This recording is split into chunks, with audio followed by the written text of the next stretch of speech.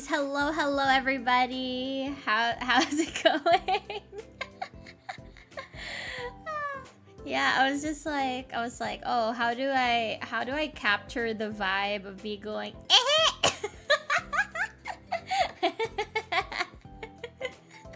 So I made a new emote. But hi you guys. How's everyone doing today? How did you guys sleep? How was your day today?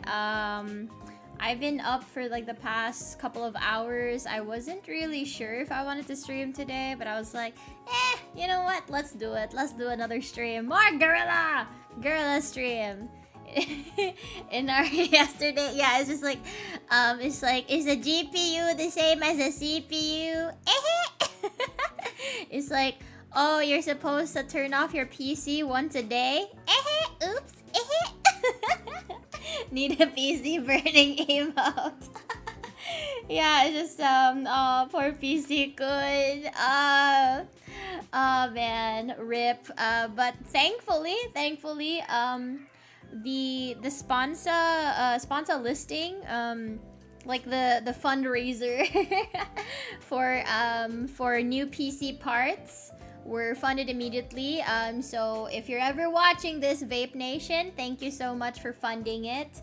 I already placed an order for the parts, so hopefully by the time that I get all the parts, I could just like go to a guy and have him put in my my SSD, the RAM sticks, the cooler, and maybe I'll ask for a little bit more thermal paste this time. New PC parts, yay! Compooper! Go to a man. Yeah, it's like, no, because here's the thing. I'm currently asking around. So like I'm waiting for the parts to come in. So I'm asking around. Like I'm asking my friends who are into PCs and stuff. I'm just like, do you guys know any local people that are good at that? Or do you have any recommendations for stores that have employees that are good at building? You know, stuff like that. So yeah, it's gonna live. Should come clean. I put Grape Nation as a joke, but it wasn't. Wait, it wasn't Grape Nation. It wasn't Vape Nation. Oh no, he was. Wait, imagine if it was actually Cuddle. Just like, no, it's like I put the username Elwin, but every single donation was by me, Cuddle Bunners. I've been the silent pay pig this whole time. But anyways, guys, like, did you guys like seeing behind the curtain? I think it was Harley. Harley was the one who asked to have me show the OCCT. So did you guys like that? Did you guys like seeing the information that only my PC knew? Because even I didn't know what the information was. Hi Sammy. Hi. How are you doing? Good evening. How was your day today? Paypic identity theft from TOS reading to the cursed knowledge. It's like I'm low-key tempted to just like do another TOS reading, but like I'll pre-record it, so it's like so it's like an actual like ASMR. You guys will fall asleep to the sound of me reading legal stuff to you guys. Hell, maybe I should just do that thing that somebody asked me to do 2 years ago. Do you remember this story that I said where I was used by a couple friends of mine as like background noise, right? So this is how popular I was, guys. Like my PL friends, they would like call me up just so that I could fill out the dead air whenever they were working or what. That's why people wanted to talk to me. Not because of my personality or anything. It's literally because I'm a yap god. That's literally it. I'm a yap machine. That's why people wanted to call me so often. It was and then I had this one friend that was like, hey, I'm kind of dealing with insomnia right now, so do you mind reading something to me so I could fall asleep? And I didn't have any books with me at the time, so I borrowed my sister's copy of the Diary of Anne Frank. And I was just reading Anne Frank to him.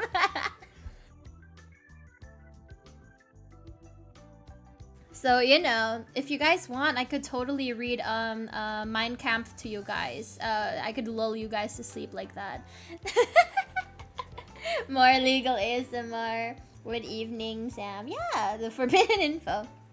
Hi, Harley. Harley, you're the reason for everyone finding out how hot my PC gets. Are you happy with the knowledge that I bestowed upon you? I'm no expert at the hit TOS ASMR trend, but the live readings seem fine. Right. Hi, Domo. Hi. Welcome. How are you? Good evening. How was your day today? Yeah. Yeah, so after my stream ended, I did get some help from Soma, my former gen mate, and also from Manisan, former Manisan, ex Manisan. And so like they both gave me some advice and picked out some parts for me. I put those parts up on, I guess I started like the fundraiser thing, the GoFundMe, so to speak, on Sponsa, and it did get funded. So I immediately ordered the parts. Hopefully they get here by the end of the month or within the next 2 weeks or something like that. And then I just need to find a guy. I just need to find a man to do the work for me of like putting it in. I gotta stop saying it like that. Building the PC or fixing the PC. Yeah, cause it's like how I'm procrastinating at the moment and I don't want to do adult stuff. Don't do it then. It's like you worked hard enough, you know, just getting out of bed today was already tough work, you know, so it's like just put it off for another 15 minutes, you know. It's like unless you have like a deadline that's literally in an hour, you know, you can take a break. You can take like 30 minutes off, you can take an hour off, you know, as long as you get back to it eventually and not take a 5-hour break, you should be fine. Nerds are good at putting it in. No, not the nerd MC category. Put it off for another 15 days. Yeah, it's like the thing that's bad about me, right? It's like you could give me 10 whole years to do something and I'll still wait till the night before to do it. That's just how bad I am at procrastinating. It's like, hey, at least I get stuff done, you know, no matter how long I put off something, at least I eventually do it. So that's the important thing. If you are not good at procrastinating, don't do it. You know, start on things right away. If you don't know how to be efficient under pressure, under a time constraint, then don't do it. But if you're used to it and you can meet your deadlines every time, then yeah, go for it. You should know how you work better than No! What?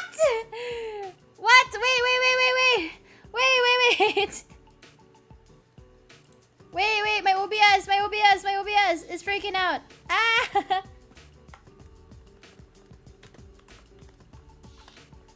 I talk so much shit. Oh my god, oh my fucking god, bruh. Why the hell? What the hell?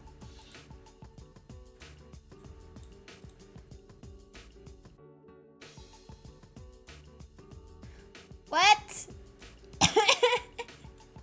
Why? Why does it do that? Bro, what? Am I live yet? I'm just gonna keep asking. Am I live? We're back? Okay. God fucking damn it! Brother, I complained for like 5 minutes and they were just like, well, if you don't like me, then I'm just gonna leave. My PC-kun, I'm sorry. Gomena, sorry, PC-kun. It's stuttering. Oh no. Oh no. Oh no. Oh no. Let me know when it stops. Okay. Chotomate. Okay, I will. You back, girl. Your PC must be asking for a strong chokehold right now. It's literally begging for death.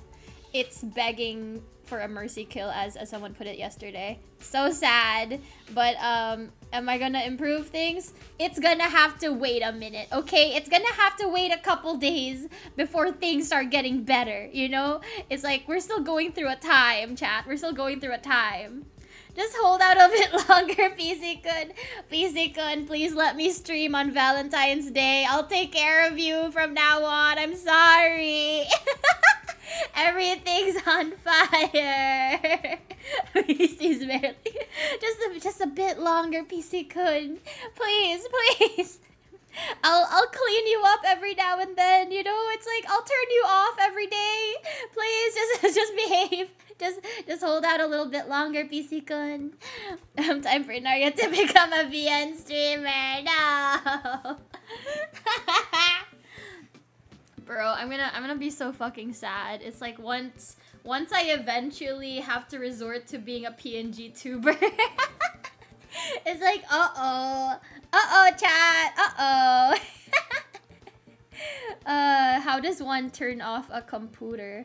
It says off. You're supposed to turn off a PC by pressing the power button and unplugging right away, right? That's how you turn it off properly, right?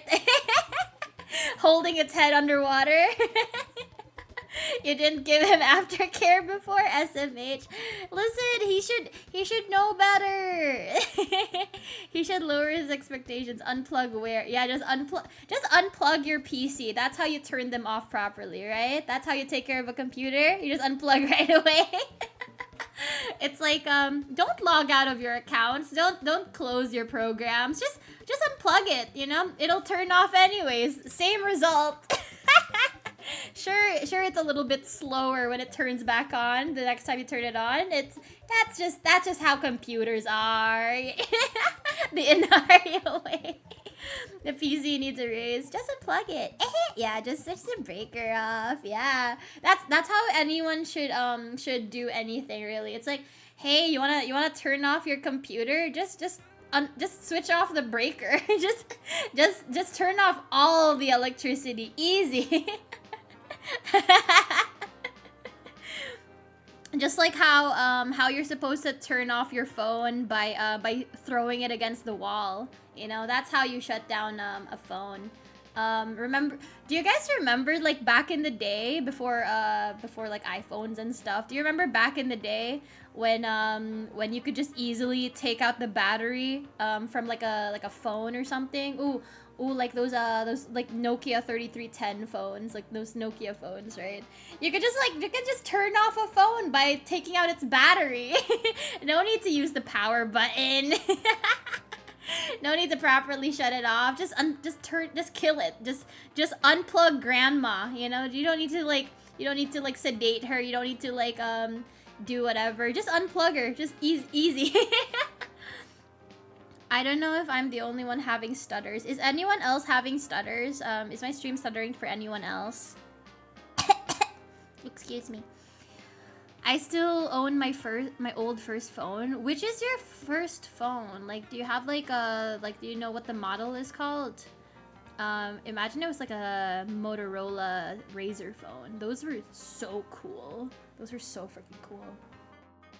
Unplug grandma so PC can live. Listen, only one of them really needs electricity, you know? Grandma's been alive long enough. It's not like I can use grandma for like internet stuff, you know? I need my PC for work and games. Like, unplugs grandma to charge my phone. It's good for you? Oh, okay, so it might just be on your end. I have to look for it. Okay. That's fine, that's fine. Hi Sunny, hello. You had a Razr phone for a bit, did you like it? Was it bedazzled? Time for the young generation. Yeah, exactly. It's like, just unplug your grandma, make TikToks of her last moments, you know? The Motorola you mentioned was my first phone. Oh, okay, did you like it? I remember when Samsung came out with a flip phone, not too long ago, just like I say not too long ago, like, yeah, like years ago. Samsung came out with like a flip phone, which is like basically this revival of you know, how people were like, oh, let's get into like old tech again, like flip phones and whatever. And it's just like, it was fine, but it just doesn't, it's not the same, you know? It's not the same. It's just like, I can play Talking Tom, I can play My Boo or Poe or whatever else like these virtual pet games are, but they don't feel the same as like a Tamagotchi, you know? They're not the same. You can't capture the magic, right? You can't capture the magic anymore. It's like they tried reviving the Nokia 3310 without understanding that the reason why it became a meme was because it was virtually indestructible. They literally brought back the Nokia 3310 with a worse case, and therefore it defeated the purpose of why people memed it so hard, you know? It's like, okay, you have the same tech inside, but the outside is completely vulnerable. It's useless. It's just a normal phone now. It's just a normal outdated phone. Then my messages aren't sending, or are those just my long messages? Oh, I don't know. I mean, I can see some of your messages. I don't know how long your messages are. Try sending short messages and see. You can double text if you want. That's fine. You can try double texting, Sammy. Sorry, Grandma, I had to do it for the content. I've seen people like make content with their dying grandma in the background. It's so fucking weird. I barely remember using it. You must have been really young then. I just remember it being red, and I think it was my first phone. Ah, okay. I think VTube Studio lags a little sometimes, but your audio stream seemed fine. Okay, that's fair. Yeah, because like VTube Studio definitely does lag sometimes for me. I want to use the emotes. Oh, no. Well, I'm sure someone has, like, a gifted sub for you somewhere. Like, are there still, like, available gifted subs, Viper? Maybe you could grab one of those. Give Inaria Nokia and she'll find a way to break it. Hey, listen! It's a lot. You know, it's like you have to do a lot of shit to break your Nokia 3310. By the way, guys, you can call me Chew. Oh, okay. I'll call you Chew then. 3310 as Thor's hammer. No, but for real though, it's like I used to do this thing with the Nokia 3310. Okay, so like my very first phone was a Nokia 3310. Very funny. Just all things considering, my first phone was a Nokia 3310, and I remember I dropped that thing so often, and I was always shocked. I'm like, oh, it didn't break.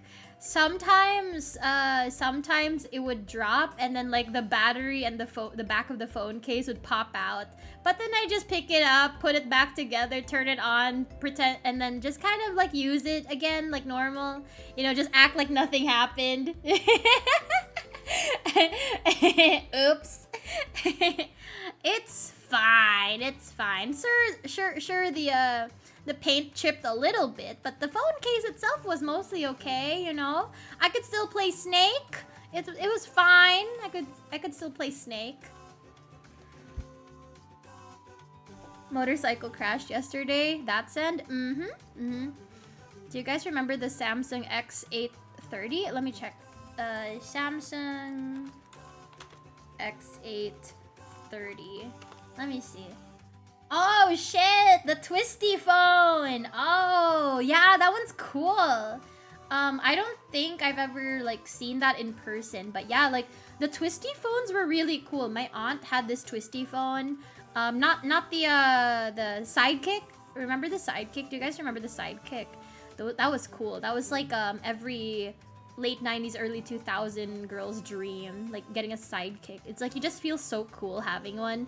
It's like how middle-aged people felt about having a BlackBerry. You know, it's just like it was just the cool phone to own. And my aunt had like one of these like twisty phones. I just remember thinking, if I twist it wrong, I might break it. You know, like that. I don't think I should ever own something like that. I've seen laptops that have twisty axes like that. And I keep thinking, I'm gonna break that. I'm gonna break that so hard. The first Nokia that catches on fire. Shut up. It's like, it was fine. It was fine. The Nokia 3310 was fine. My phone was fine. Weird short messages only, I guess. Huh. Are you on mobile, Sammy? Maybe that's why. Are you on mobile? That might be an issue. How often do you drop your phone? Just sometimes, but let me just say this. there is a reason why I never use phones without a phone case. I need a shock-proof case each time I get a new phone. You're fine, but your previous messages showed up too, but Inaria can be nearsighted. Some stuff gets lost in the show. I'm sorry! I'm sorry!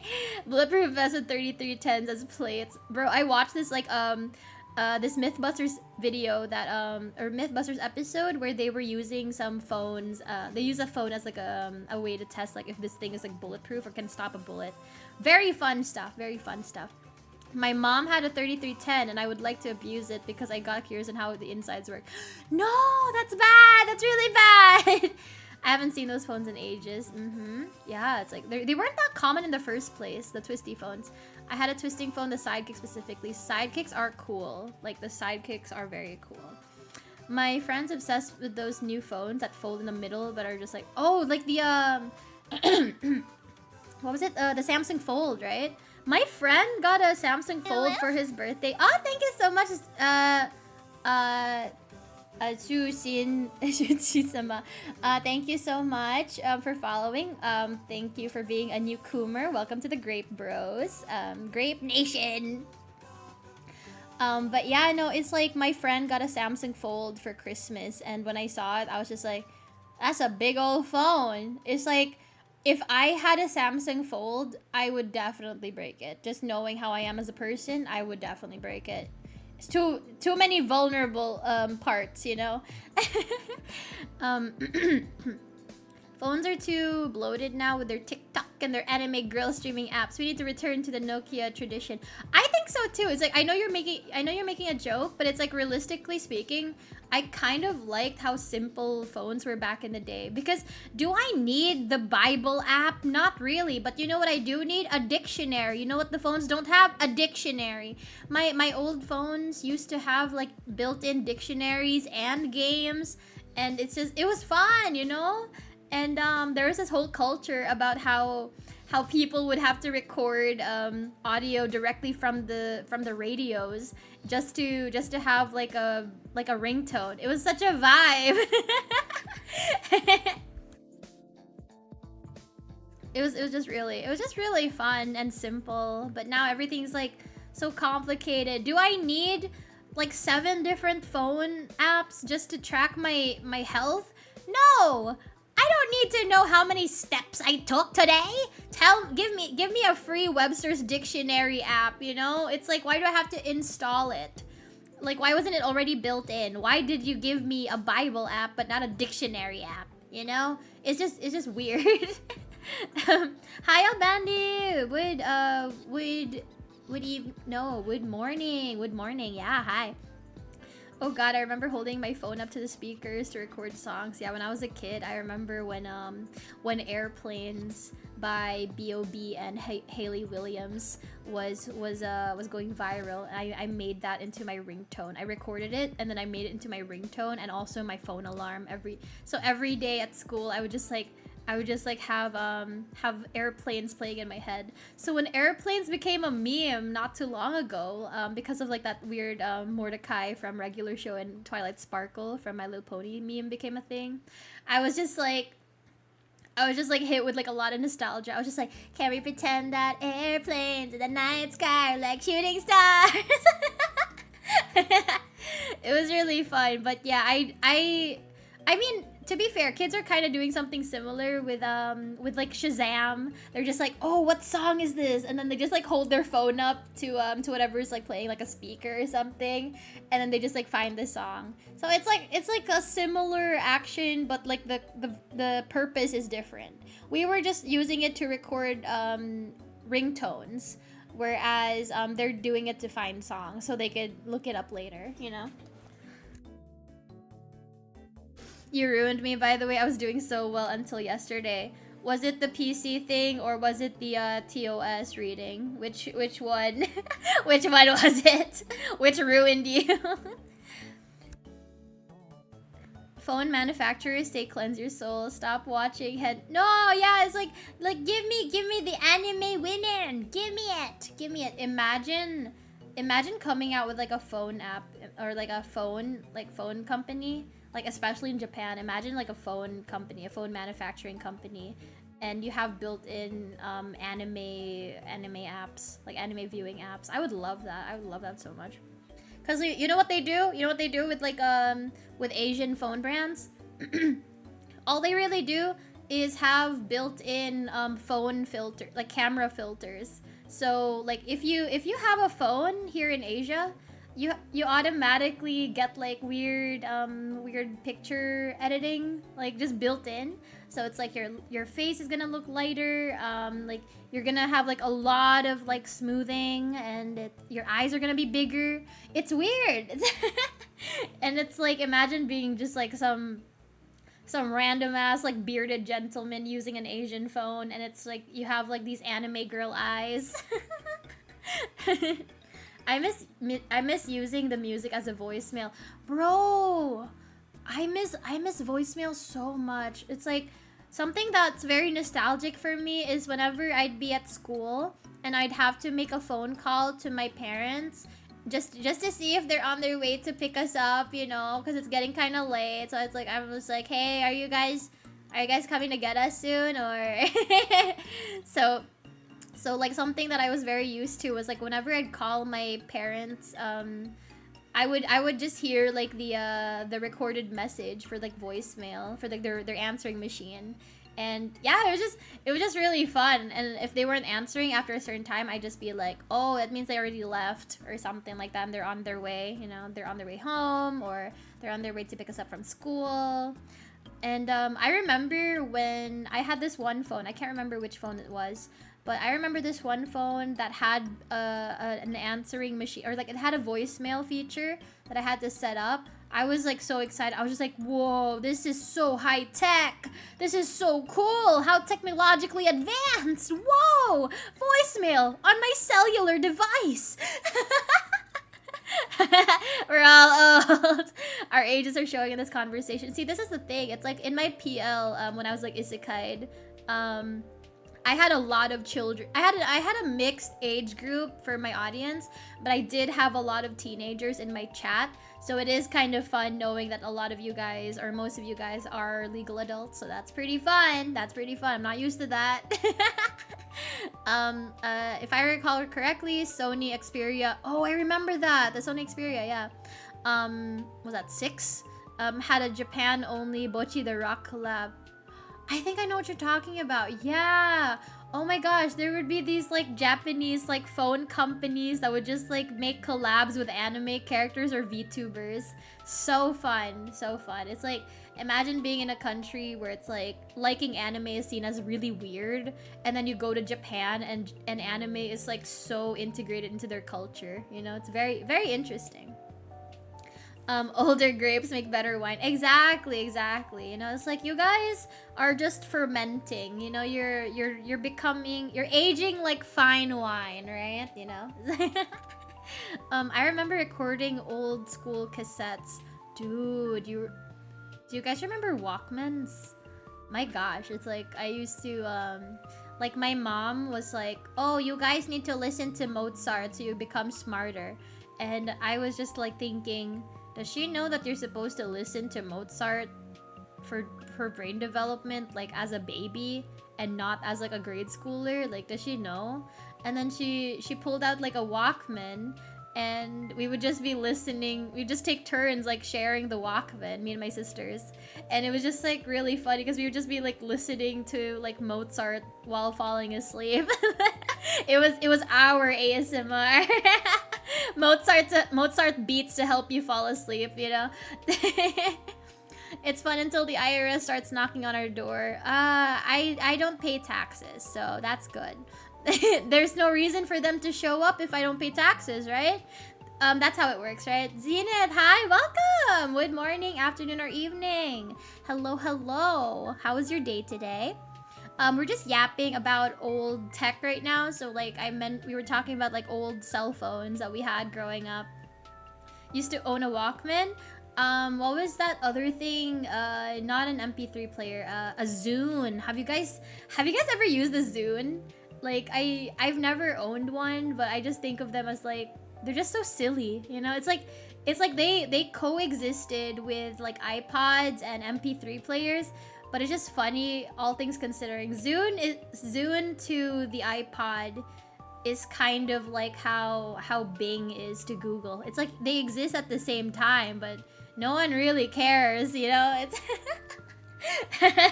Zune is the Bing of MP3 players. Like no one really, like people know it exists. They just don't want to use it.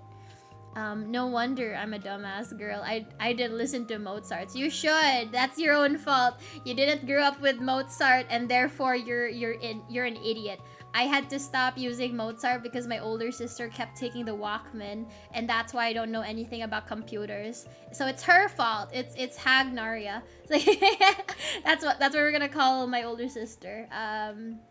Or we could call her Ate Naria, because like in Filipino, ate is like the word for onesan. So it's like, so yeah, you would just like say like Ate Naria, and then Sis Naria being my younger sister. Didn't listen to Mozart, only Beethoven. I'm cooked, dude. You subbed to the wrong content. Oh no, now you're an idiot. Now you're stupid. Look what you're doing. You didn't listen to Mozart and now you're watching VTubers. Oh no, you're so cooked, bro. Oh no. I've been cooked since birth. Oh, we should listen to some Mozart to cure our disease of stupidity, guys. We should listen to some Mozart right now, actually. Hang on, chotto mate. This is I'm gonna cure you guys of your idiocy. Mozart playlist for studying. I'm gonna cure you guys. We're gonna get cured, okay? We're gonna get cured, you guys. Here, 2 hours of Mozart, and then we'll all be smart enough to understand PC things. We're gonna get so cured. We're gonna get so fucking cured, chat. There we go. There we go, guys. This is now a work stream. It's getting the stupid out of us. We're getting cured! Yay! I was a sussy girl all through my life. I failed. Exactly. It's because you didn't listen to Mozart. Mozart enough. That's your fault. Oh no. This is now an intellectual stream. Exactly. So it's like we're gonna get so smart by the end of this stream, you guys. We're gonna get so educated. So for my fellow intellectuals, we have to do the checklist. I already took my meds today. Have you? Does everybody have their glasses of water or fun drinks, whatever you have next to you? Do you have hydration? Are your pants off? If your pants aren't off, you can't be intellectual like the rest of us. Think of this as like the equivalent of when people like Socrates or Plato would have those like intellectual debates with other oh no, I'm already stupid. How do you pronounce it? Philosopher? Is that how you pronounce it? Yeah. Yeah, because I was trying to say like philosophical gentlemen or peers. It's like philosopher, philosophical. See, it's like the stresses are in different parts of the word. Very tricky. Inaria's giving her brains out to us. I have to share my blessings. You gotta strip for this chat. Yeah, it's a requirement. You can't wear pants. You can wear shorts. You can wear undies, but no pants. If you're constrained by pants, you're not gonna be able to use your brain properly.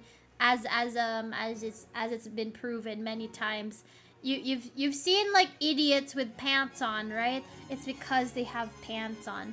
If they don't have pants on, then they'll be able to finally reach their full potential, chat. So to reach your full potential, you need to remove the pants. Cheers. It's philosophical because it's philosophy and classical. Brilliant. You see, you're already using your brain. No wonder I'm dumb. Take off the pants! I can't believe pants cut off the blood flow. That's exactly what happens. That's why, like, whenever you get erect, when you're aroused, you're not thinking straight because your penis is constrained by your genes, and that's why people get stupid, you know. when they have hard-ons in public, that's why they get stupid. It's because of the pants, not because of... It's like if you could reach your full potential in every sense of the word, then you'd be able to think smart. We're all gonna make it. Pants actually zap half your brain cells. Exactly. If you wear jeans, you're not gonna think properly. You need to wear baggy pants or no pants at all. You know, it's like if baggy pants is better for you compared to tight jeans, then no pants at all is the best option for you guys. Go commando. Just take them off. Just take them off. Let it breathe. let it breathe. Let it breathe rather. Let it flow in the breeze. You know. Inaria, read a paper about the hard problem of consciousness for us.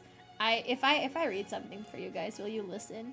Feeling my IQ drop as I get aroused. Right? That's exact. It's not because of the arousal. It's because of the pants. It was always the pants' fault, you guys. You have to understand. I'm coming to this conclusion because my brain is working so hard right now that Mozart is playing in the background. We're getting so smart. Short skirt supremacy. That's why it's like even better. No skirt supremacy, you know? No skirt is better than wearing a kilt is how the Vikings were so successful. Wait. Hold up. Wait, choto mate, choto!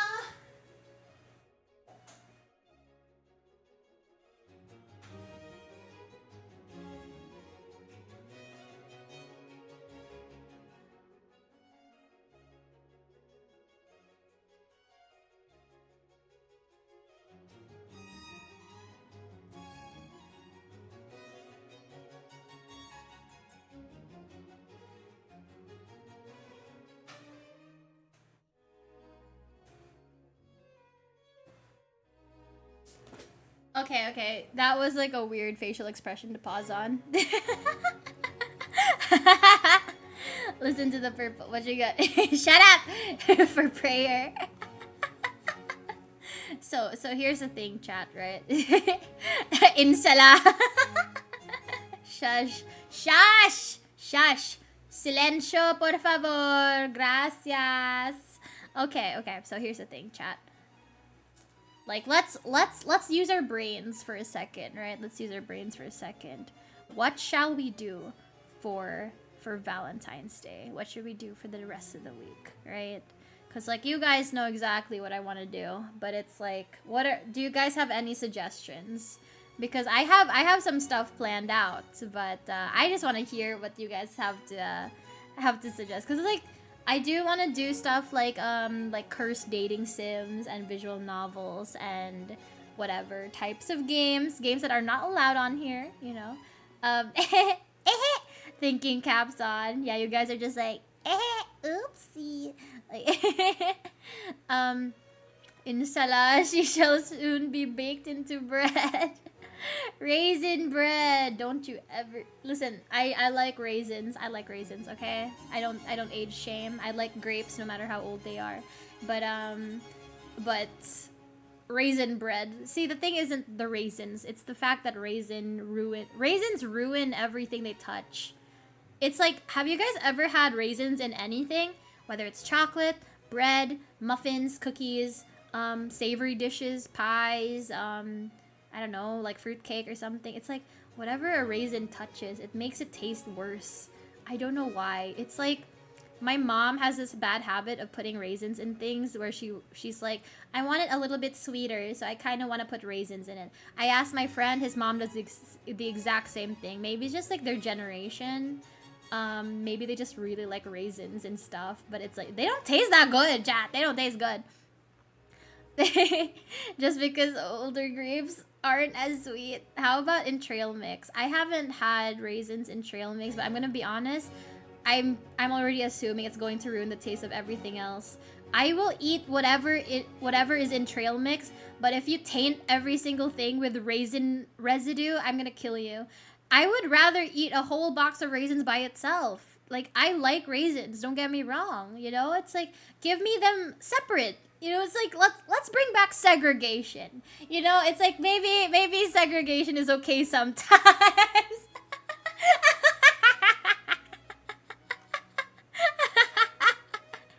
Hi, Sovereign, welcome. Raisins and cinnamon bread. Cinnamon bread?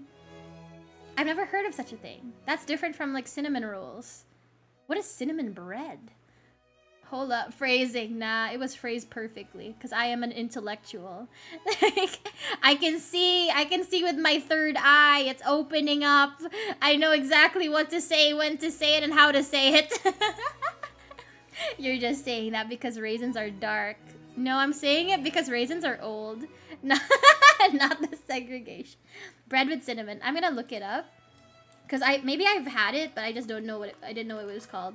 Cinnamon bread. Is it like the same as cinnamon swirl? I've had this! I've had this! Ooh, it's so, oh my god, it's so yummy with like coffee and like, if you get like a smear of like Nutella or like a chocolate spread or something, so fucking good, so good. Is this why we were thrown into the basement? Exactly. Coffee cake? Oh, you know, have you guys had like coffee or hot chocolate with like a little bit of cinnamon in it? So nice, so nice. Especially if it's like imagine like those drinks like hot chocolate or coffee, whatever you want. But like with whipped cream on top, and then or like whipped cream foam, I don't care. But it's like you add like a little bit of cocoa powder and a little bit of cinnamon. So nice. Some people put like flaky salt on their hot cocoa, and I'm just like, interesting choice. Did someone say coffee cake? Oh, speaking of which, I'm going to spoil myself this Valentine's Day, since I don't have like a date.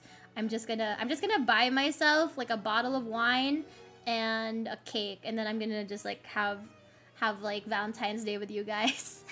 So if you guys want to join me, definitely, you know, let's get some drinks going. It's like you don't have to drink alcohol if you don't want to, but it's like I'm just putting it out there as like a, you know, as an open invitation. If you want to eat cake or ice cream or have dinner with me, let's do it, guys. Let's have a date this Valentine's. I've had coffee with some creamers that have a cinnamon taste in them. Cinnamon flavored creamer. Oh, that sounds really nice. That would be really good for hot chocolate. Oh, ever had a Danish Kringle? I'm gonna look that up.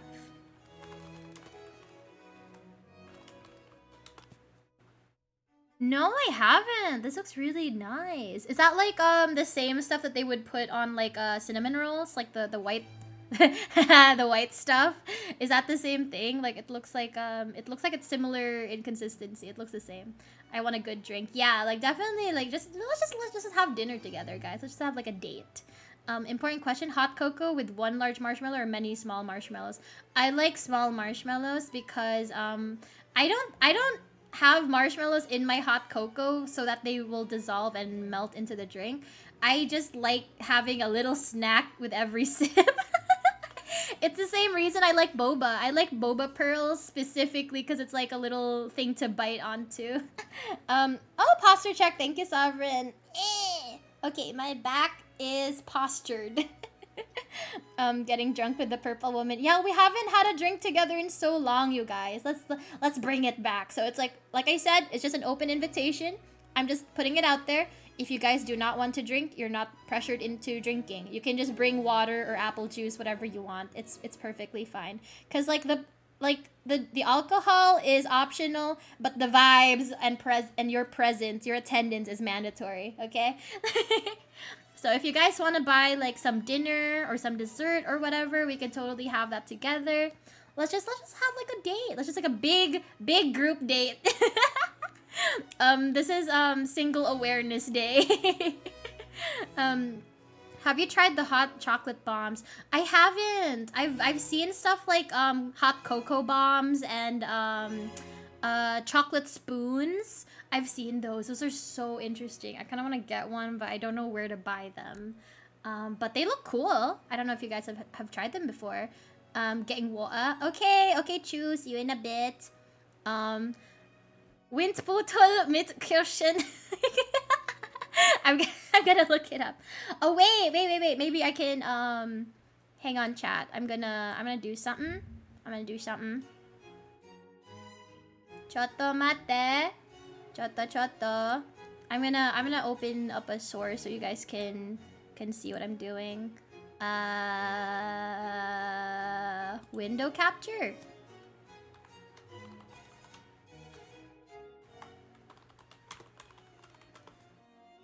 Hang on.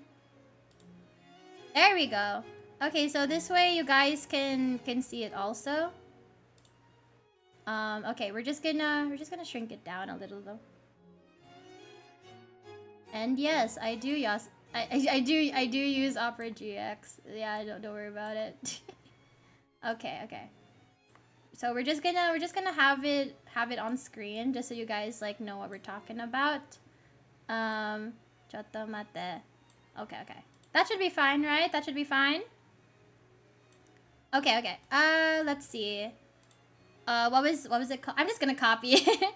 I'm just gonna copy what you said, Elbandi. Cause Ooh, that looks so cute. Oh, it looks fun. Oh, what is that? What's it made of? That looks really cute. God, I wish I could drink, but sadly I gotta work on Saturday. You don't have to drink. Don't worry. Perfectly fine to show up sober. I brought some small cocktail bottles for Valentine's. Hell yeah, dude. Hell yeah, Lord Banana. Boba always makes me think of fish eggs. You don't like those? They're very chewy. Fish eggs have like a different texture to them because they're smaller.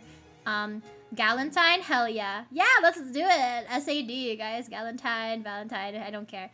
Ready to drink after work on Friday. Yay! Yeah, oh yeah, it is Friday night for you guys.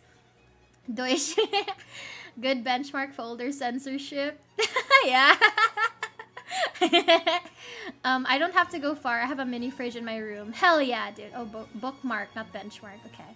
Now I'm gonna get hungry. Oh, that looks like some donuts I make. Sweet baked thing filled with cream and cherries. Oh, okay. They remind me of these British desserts. I forgot what they're called, but it's like they look similar. Oh, you know, you guys oh, you know what I really want to try? Whatever the fuck this is. I think it was like, wait, was it a Swedish princess cake? Look at that! Look how cute this is! It's so cute and pretty. It's like a lot of cream, I think. I think it's cream. I'm not really sure. I'm not 100% sure. It's like a lot of cream and some stuff. I'm not 100% sure. And then it's also got like marzipan, I think it's marzipan. Yeah, it's marzipan. Super fun. We'll just do that. Yeah, it's like it's really it looks so yummy. I wanna try it. I'm a baker, so this is nice to see. What is that? What is that one dessert that's surprisingly popular in Japan, but it's like I think it's like a German thing. Baumkuchen? I don't know if I'm pronouncing it. The Japanese pronounce it differently though. They have like they adopted it. Yeah, Baumkuchen. Baumkuchen. And I think the Japanese pronounce it Baumkuchen or some. I don't know. I forgot how the Japanese pronounce it, but yeah, it's like yeah, it's like I want to try this so bad. It looks so yummy. There was this game, this mobile game that I played years ago when I was younger, and I just remembered it was like this bakery game, right? Where you had to like make desserts, find recipes, and then like just like level up your cakes. And then I think it was like bake shop story or bakery story or something like that. And that's the first time I ever saw this cake. It was shaped like this though, like this one, right? It was shaped like that. It was like chocolatey on top and everything. And I just remember thinking like, that's a funny word. And then when I looked into it, I was like, that looks so yummy. Oh my god. I thought it was just like a chiffon cake. But it's no, it looks really interesting. Bangkakan. If you want to level up the cake, just do squats. Yeah, like my Bangkaken is overrated. Wait, what are these what does this taste like then? Like what's the inside taste like? Cuz I thought this was like similar to ooh, wait. Have you guys seen these? Like crepe cakes where it's just like several layers of crepes, right? Like several layers of crepes and just kind of treated as if they were cake layers. So they would have like cream between each layer and then you would just like slice it up and it's like a cake. I want to eat one so bad. It looks so yummy. Look at it. Wait, chotto mate. Yeah, just look at that. Just look at that, chat. Look how yummy that is. Oh my god. So, it's a Nutella crepe cake. That looks so good. That looks so fucking good. Grinding levels for cakes. Okay, if you want a good German cake, Google Bienen. Oh yeah, like what are your favorite cakes, you guys? Do you guys have like favorite desserts or cakes specifically? Cause like I mean, the only reason I'm asking for cakes is because I wanna order a cake for myself this Valentine's. So it's like, what are your favorite desserts and or cakes? Like I'm just curious, cause a lot of you guys are not living in the same country, so I'm kind of curious about like some of your cultural cakes. Your local cakes. What is this? This looks fun. Bee sting cake. What is this? What is that?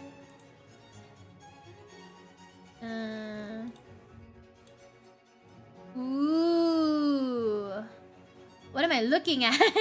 Are these like almonds and stuff? Like what is that what this is? Is that what this is? Is that what this is? I'm a basic girl. I like fudge or strawberry cake. Nothing wrong with being basic. Nothing wrong. It's like, so the thing about being basic, it just means you like popular things. There's nothing wrong with that. It's popular for a reason. You are the demographic it's made for. Favorite cake? My crush is nice. You should tell her that. Brazo de Mercedes. Oh, dude! I love Brazo de Mercedes! I love ube roll cakes and Brazo de Mercedes. I think I ordered one not too long ago, actually. So, for those of you who don't know, Brazo de Mercedes is like, it's literally, like, just the same ingredients you would use for, like a leche flan. So, like a flan. So, a flan is just basically like a custard cake, right? So, it's just got, like, a lot of eggs, some lemon juice maybe, some vanilla extract, stuff like that. So the thing with like Brazo de Mercedes, it's like you just like separate the eggs and then turn them into different things. So it's like the yellow stuff is custard you make with the egg yolks, and the white stuff is meringue you make with the egg whites. And then you dust everything with powdered sugar and everything. It's so fucking nice. Oh, thank you so much for gifting. Oh, thank you. There you go, Chew. You get a sub. But like, man, this is so fucking good, guys. Ube rolls are also really fun. I'm sure you guys have like seen these around. This is the thing I really like about Filipino food is like we really make our desserts really colorful. We really like making them colorful. Look how pretty that is. Purple cake. It's actually interesting that two of my favorite cakes are an ube roll and a Brazo de Mercedes, because I found out recently that they're actually my parents' favorite cakes. My mom loves my mom loves ube rolls and my dad loves Brazo de Mercedes. But like aside from that, my dad also really likes leche flan. My mom likes Black Forest cakes. I like a tradition. I like a classic, moist chocolate cake.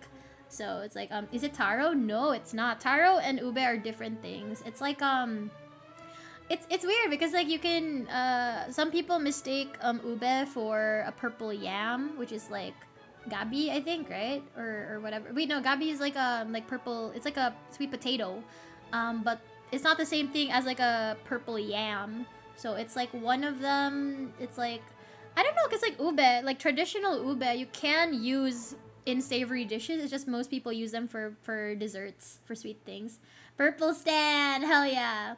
But it's like taro and ube get like mistaken for each other all the time. I'm not really sure what the difference is flavor-wise. They all kind of the same. They all kind of taste the same to me because like people mistake them for each other.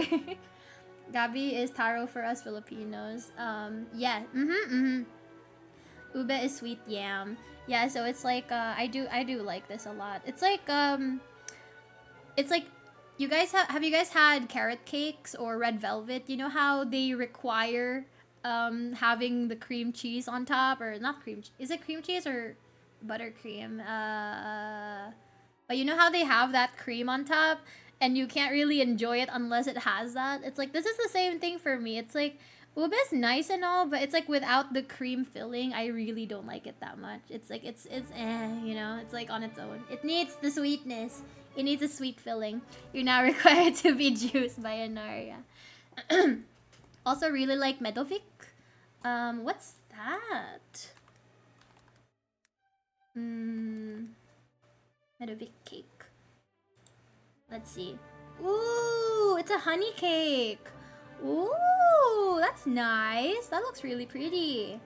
Oh my god, I'm such a sucker for colorful desserts. I'm just like, oh, nice. It's real sweet. Let me see. This is like, I guess I could like open it this way. No, it's little.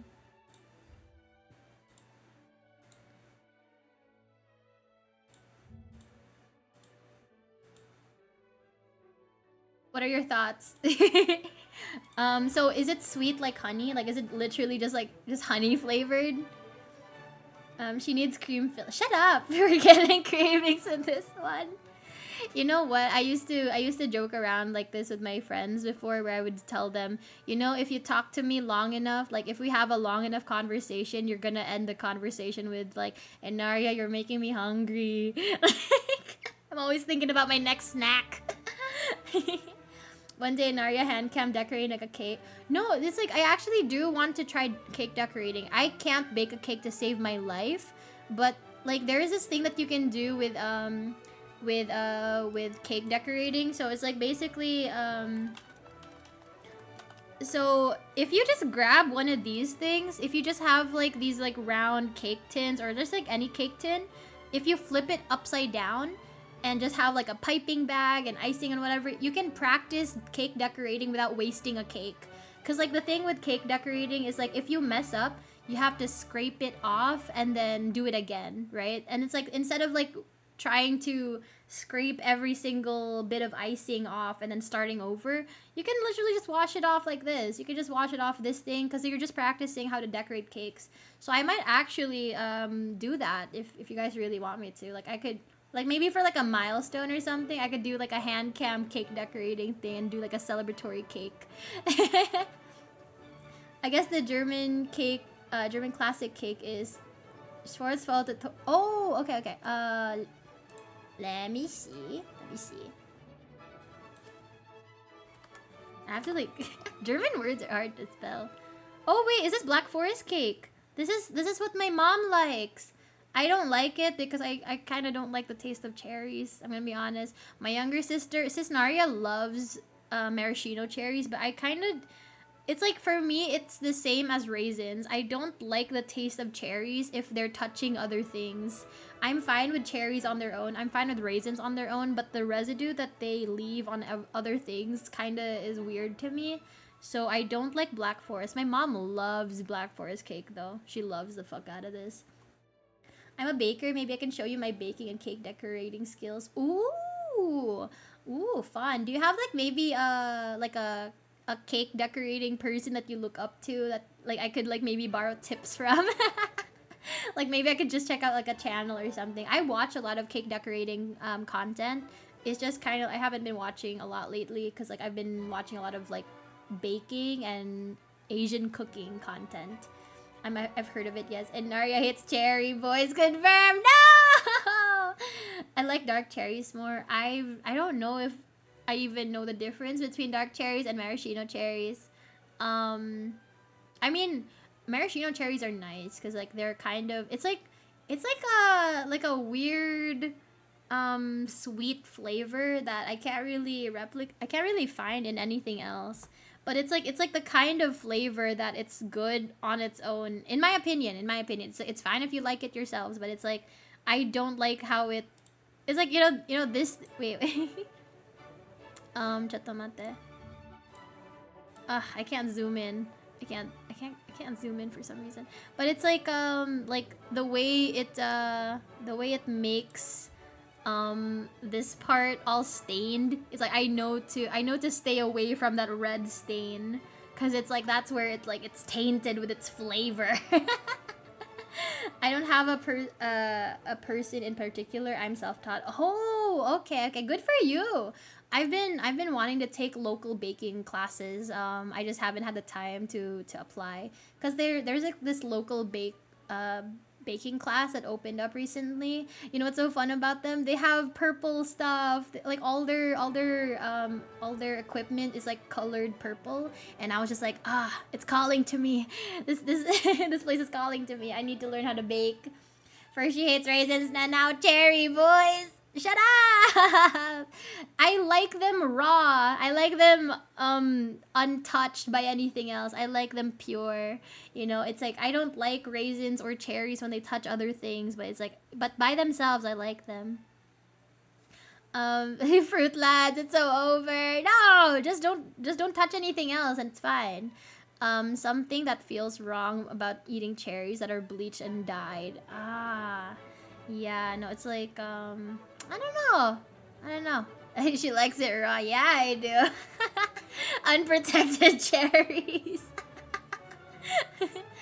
She likes them pure. She hates us for not pure. What? No. I mean, I only a little bit, but it's like what I mean is like I want to take you guys without any bells and whistles. You know, just like don't touch anything else. That's why I tell you guys to remove your pants. The pants taint you guys. Like you're tainting the pants, and the pants are tainting you back. So it's like you in your purest form, in your rawest form, is you without pants. Just like how I like cherries without touching anything. I don't like raisins touching anything. I don't want the pants to be touching you either. It's like you guys shouldn't be touching anything, except yourselves maybe. I don't. We're pure degenerates. That's why Tails is the favorite child. He is the favorite child. He's pure. He's innocent. Ripe. He's ripe for the taking. Don't touch other women. Exactly. It's like you guys have to be pure for me, so that I can corrupt you later. It'll be better for me if you're untainted, because then I can taint you myself. Thank you for gifting, Owen. Thank you. Grapes together strong. The pants do be getting in the taint if it's too tight. You're right. We don't want the taint to be tainted. That's that should be put in like that should be knitted into pillows. You should like sew that into some pillows. Cross stitch that into a grandma pillow. Corruption arcs of the Narya. Oh, should I do a cross stitching stream? That would be so funny. Wait, I'm gonna write this shit down. Yay, notes app. Like so many hand cam ideas already. Fun. Chotto mate. So we already have cake decorating. And drink water, you dehydrated. Oh, thank you. I have to drink water. And sussy cross stitching. This is like really funny, but it's like I only cross stitched like once in my life because I needed to do like I wanted to make my friend like a birthday gift from scratch, but I didn't know what she would like, because I was like, okay, she would probably want books or something, but I don't know what she already has, and I don't want to buy a book like out of nowhere if she doesn't want it, or if she's already got a copy, you know. So what I did was I literally just cross stitched something for her and framed it. Maybe I should do a grandma pillow and just like cross stitch a pillowcase. That would be funny. And I think oh, thank you so much for tipping. Thank you. Cake fund. Cake fund. Also, did you guys hear the TTS that time? Like, was it playing? Because I'm not sure. Soon grapes shall rise up. Other things will rise, that's for sure. My god. You guys could hear it? Okay, that's good, that's good. Good. Yay! I'm a professional streamer! It's a professional stream and we have TTS and everything. Hell yeah, dude. We're professionals. Implying it isn't already risen. Oh my god, like I remember seeing this and it was like the funniest thing. I think it was like written like this. He is risen.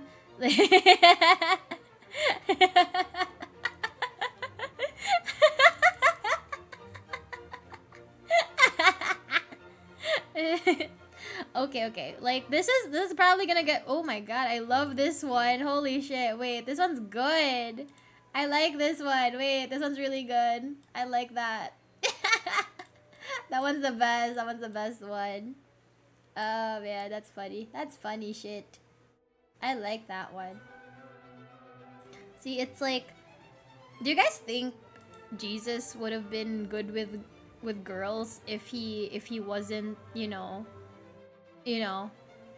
literally God's son, right? It's like, do you guys think he would have been good with the girls? I mean, he hung out with prostitutes because he was like the only one willing to hang out with them, right? So it's like, in modern day standards, that would be like hanging out with a bunch of OnlyFans girls. And it's like, we see people who are friends with a lot of OnlyFans girls as like kind of base, kind of a giga chad. So I think people would have appreciated Jesus. I think they would have been like, nah, he's kind of a G, he's kind of he would have had the holy wrist. Jeebus. I kind of want this shirt, bro. I want this shirt so bad. Okay, back to cakes. Like I wanna order a cake. Oh, you know what? These are fun. I know it's not a cake, but these look so fucking good. They look like cartoons. Like look how thick these boys are. Look how thickums they are. I want one so bad. I want to see it go jiggle. We drink for JC. Yeah, my man JC. Yeah. Look how nice these are. Aw, I want one. God, I'm so hungry. Dude. I'm gonna order something later, and it's like I'm worried about what I'm gonna order because it's like I'm gonna want to order from 5 different places at once. You want this? Yeah, no, it's like Oh, what is that? What is that?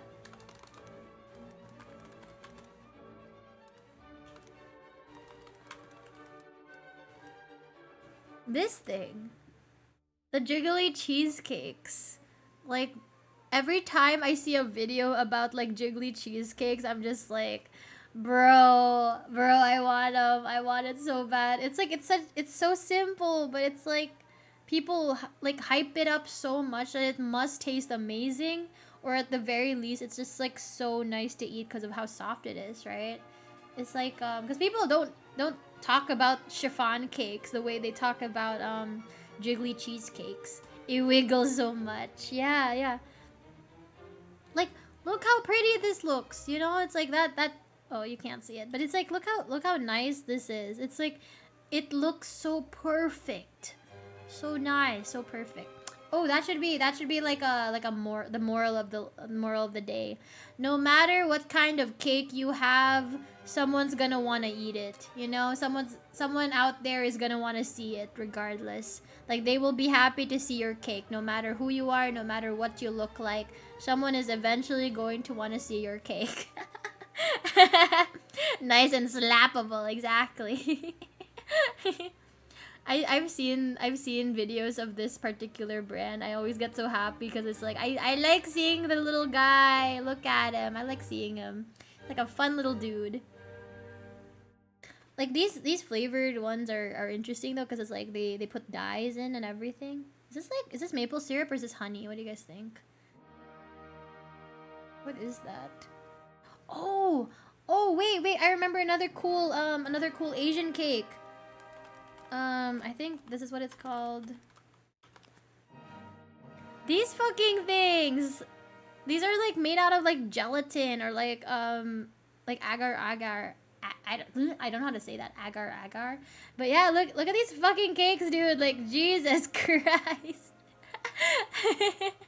Yeah, these fucking cakes. Even if it's flat. No, cuz even flat cakes are still edible, you know? People will still like the cake regardless of how flat or how thick it is. People like eating cake. That's Now, see, like the thing that's like a little disappointing about certain raindrop cakes, in my opinion, is like sometimes they're kind of bland.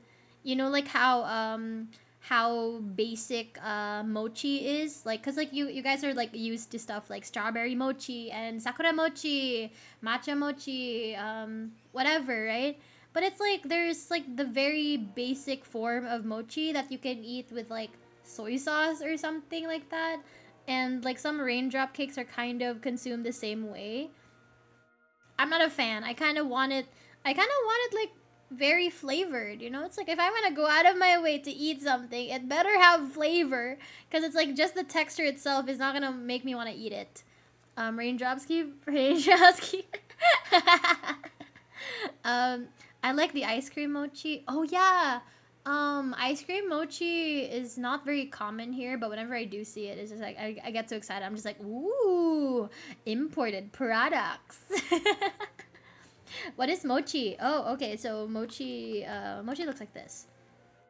You've probably seen it around, whether in anime or in person, but you've probably seen this even if you haven't eaten it yourself. So it's like glutinous rice flour, and they turn it into like a dessert thing basically, and oftentimes they would put like a filling inside, kind of like a mooncake, kind of like a dumpling. They'd put like a filling. Usually it's like red bean paste or like a peanut filling, matcha, strawberry, stuff like that. You know, just like a little core of like a filling. Like I mean, this is like a very modern type of filling where it's like this isn't very traditional, but this is like a way you could make use of this dessert method, I guess. You'd put something in, like you'd form it into a ball, like you make a ball and then you'd wrap it around in mochi, and then you coat everything in powdered sugar, or is this cornstarch? I'm not sure. I think it's cornstarch, but it's really nice. It's like a very pleasant, very mild flavored dessert. So don't expect like something super super sweet. It's kind of just like, you know, it's like just like a nice little dessert. It's more gummy or chewy than marshmallow. Yeah, it's like there is this term in I think it's Thai. I'm not 100% sure. It's either Thai or Vietnamese or something, but there's this term that they use called QQ, which is kind of like it's a way to describe the chewiness of certain things. It's like a very specific type of chewiness that you can only get from like stuff made out of like glutinous rice flour. Like, have you guys ever tried tteokbokki or even like boba pearls? Boba pearls are kind of like that as well. They're like, it's like bouncy more than it is like chewy, because like chewy can sometimes be perceived as rubbery, right? So it's like so it has to be like a very specific type of bounciness. That's QQ. QQ. So mochi, boba pearls, rice cakes like tteokbokki, they're all like they all fall under like QQ. Boba is my jam. Yeah, it is. Like my younger sister hates boba, but I really like boba. Boba's so nice. It's kind of like for me, I don't like milk tea, but I do like boba pearls. So what I do is like I order milkshakes with boba pearls instead of ordering milk tea with boba pearls. So it's like I get the joy of chewing on boba pearls without drinking the milk tea that I don't like. Never had any of those. You definitely should try. Any type of like Asian market or Asian store or something like that. Even check out like the Asian section of certain groceries. Like the international sections might have them. Well, you know, just check them out. If you can find like a boba place, definitely try it. I have like a sweet tooth, so I don't really like milk tea that much. But I haven't tried milk tea with like 50% sweetness or something, you know. Speaking of drinks, how many iced coffees did you have today? 2. Like I just woke up like less than 5 hours ago, and I already drank 2 of them, and I also drank like a soju cocktail. Oopsies. I'm probably gonna order iced coffee again later. 2 or too many. Shut up. I like many things. Yeah. Oh wait, let's see. Oh, you know what I think is so funny though? As in terms of desserts, this makes me laugh. This is like a British thing. This is literally berries and cream, but they wanted to call it something else because it was like I think like Eton Hall from like I forgot what college it was, but yeah. So it's like they made this at like, you know, at this like very specific place, so that's why they call it an Eton mess. But it's like it's literally berries and cream. And it's like, what? You didn't have to call it something else. You could have just called it like berries and cream, but okay. But it's literally just like whipped cream and berries. And it looks so pretty, but it's literally just berries and cream. And I was like, oh, that's the whole dessert, huh? Like, I thought it was like the filling, but no, it's literally the whole dessert. Something I want to try though, oh man, it sucks that Mia isn't here, our resident British lady. What is that thing called? Like, I think it's like a Victoria cake. Let me see. This is what El Bandy, I don't know if you're still listening, but like that thing that you suggested earlier, this is what I was like saying kind of resembled that, the one with the cherries, the cream, and like the pastries. This is what I thought like it resembled, like a Victoria cake. Are we hungry, Maxing? Yeah, it's like I kind of want to order. I'm gonna order something as soon as the stream ends, bro. Like I'm so hungry. Gonna need a workout stream soon again. Oh yeah, we definitely should have like another workout stream. We'll have like a mukbang, like as a reward. Drinking in the morning. Hey, it's 5 o'clock somewhere, okay? Because you guys are just like, day drinking in area, really? Hey, it's like if I was living in America, it would not be weird for me to drink at the time that I drank, okay? So as long as I'm like not drinking as soon as I wake up, it's perfectly fine. Like if you woke up at like 2 a.m. and then started drinking, that would be seen as weird, right? Even though the time should be okay for you to drink, it's weird because you just woke up. So it's like as long as it's like not the first thing you consume in the morning or as soon as you wake up, then it's perfectly fine. Oh hi Hamarant, hi. Welcome. The dough probably is different. Oh yeah, no, I don't think that they're the same at all. It's like I can just tell from the texture that they're definitely different like consistencies. This is just like a normal sponge cake or something, or like a yellow cake, right? Whereas like the thing that you showed me it looked like a proper pastry. This one's just like a cake. I'm hungry for cake now. Like I said, you guys should treat yourselves this Valentine's Day. Buy yourself some like chocolates. You know what? This is my favorite thing about Valentine's Day. Like, I forgot to mention this, but like the thing that I like about Valentine's Day, even though I've never really properly had like a Valentine's Day like date, you know, like a traditional date. I love the discount chocolates. Everything's on sale like after the day itself, you know. So it's like on the 15th, you're gonna have a lot of themed Valentine's Day chocolates that are just going on sale because they're like, okay, we need to get rid of everything now. It's like there's a lot of like Toblerones and Hershey's Kisses that are left on the shelves. We need to get rid of everything. So it's like everything gets discounted. And it's the same thing for Halloween with Halloween candies and Christmas with like Christmas stuff and Christmas chocolates and like limited edition items that are like pre-packaged. See, that's the thing. You need to play to the rules of capitalism and take advantage where you can, you know? So it's like if you guys don't want to like buy all this stuff like the day before, then you can just buy all the chocolates you want like after Valentine's Day, you know? Buy those plushies or something if they're on sale too. But it's like, if you guys want to drink with me on Valentine's Day evening, like, let's go on a date. Like, but you don't have to if you don't want to drink, but it's like, definitely show up. We can just like, you can have chalky milk while everyone else drinks booze. It does not matter. Cause like the point is you show up and you drink whatever you want to drink, you know? It's like, there's no rule saying that we have to drink the same thing. So it's like, just you know, just do what you want. Don't do anything you don't want. She's showing us food while starving us in the basement. It's 7 p.m. here. Perfect time to be drinking. See, it's not that weird that I drank like at like 9 a.m. You know, it's not that weird. If you think you want to drink, it's time to drink. Hell yeah! Still suggest Googling Super Dickmans for a funny German sweet. Super Dickmans. Oh, Super Dickmans. Is it a chocolate? Oh, that's... What am I looking at? Wait. No. Wait, I just thought of something. Speaking of German chocolate, is this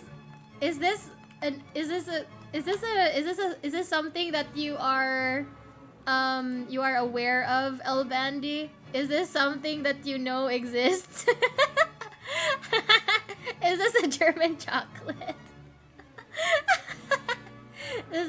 Do you guys know what this is?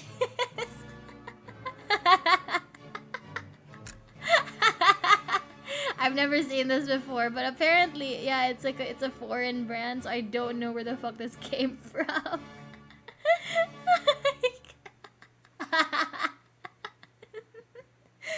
Oh my god. No, it's just so fucking funny, dude.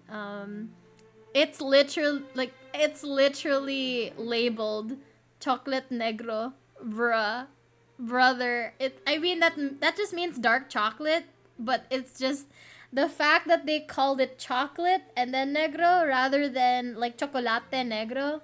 It just kind of feels a certain way, you know? It's like, okay, maybe this isn't just a foreign language. Maybe that's not what they meant. Oh my god. We had a different name for Dickmans before. What did you call them? It hits different. It certainly does. It certainly does.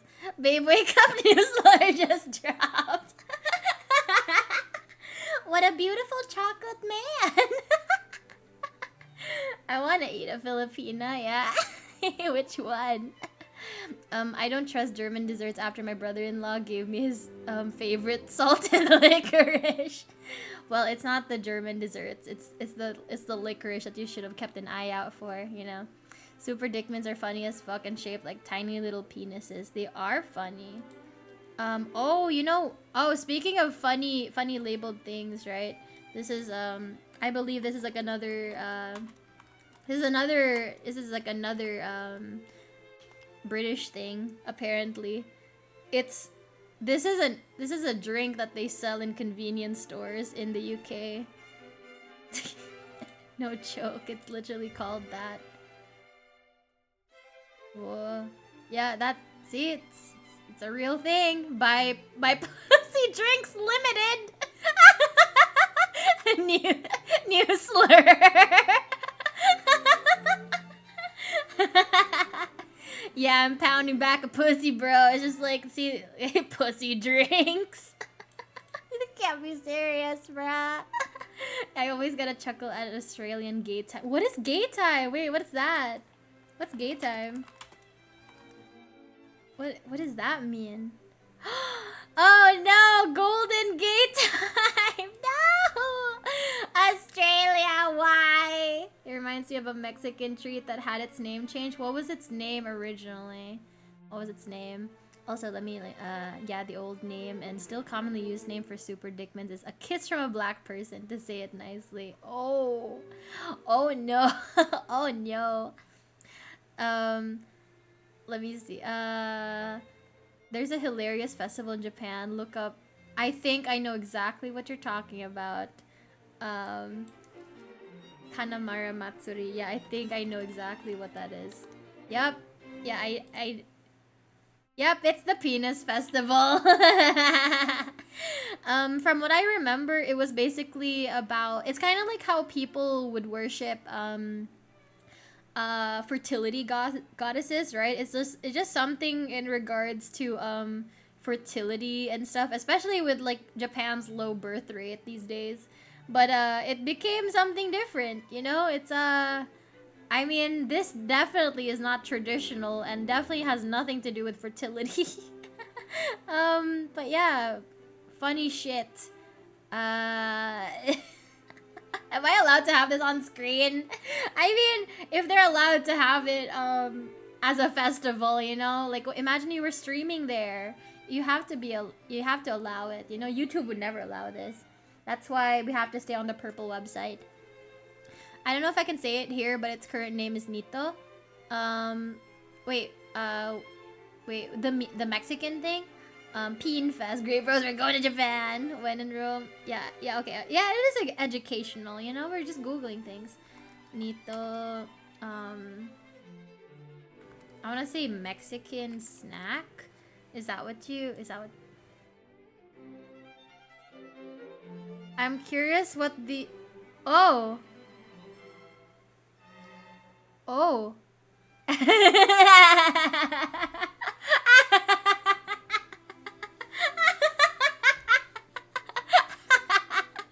Listen. Okay. You know, for those of you who don't speak Spanish language or you know,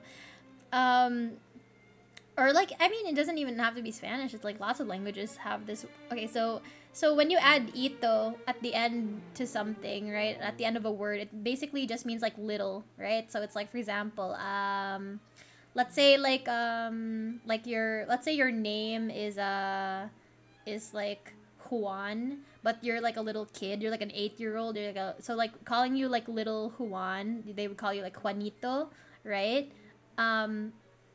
So this is just little black kid. Is that is that what they mean? Like perrito, chiquito. Yeah, exactly. Yeah, like God.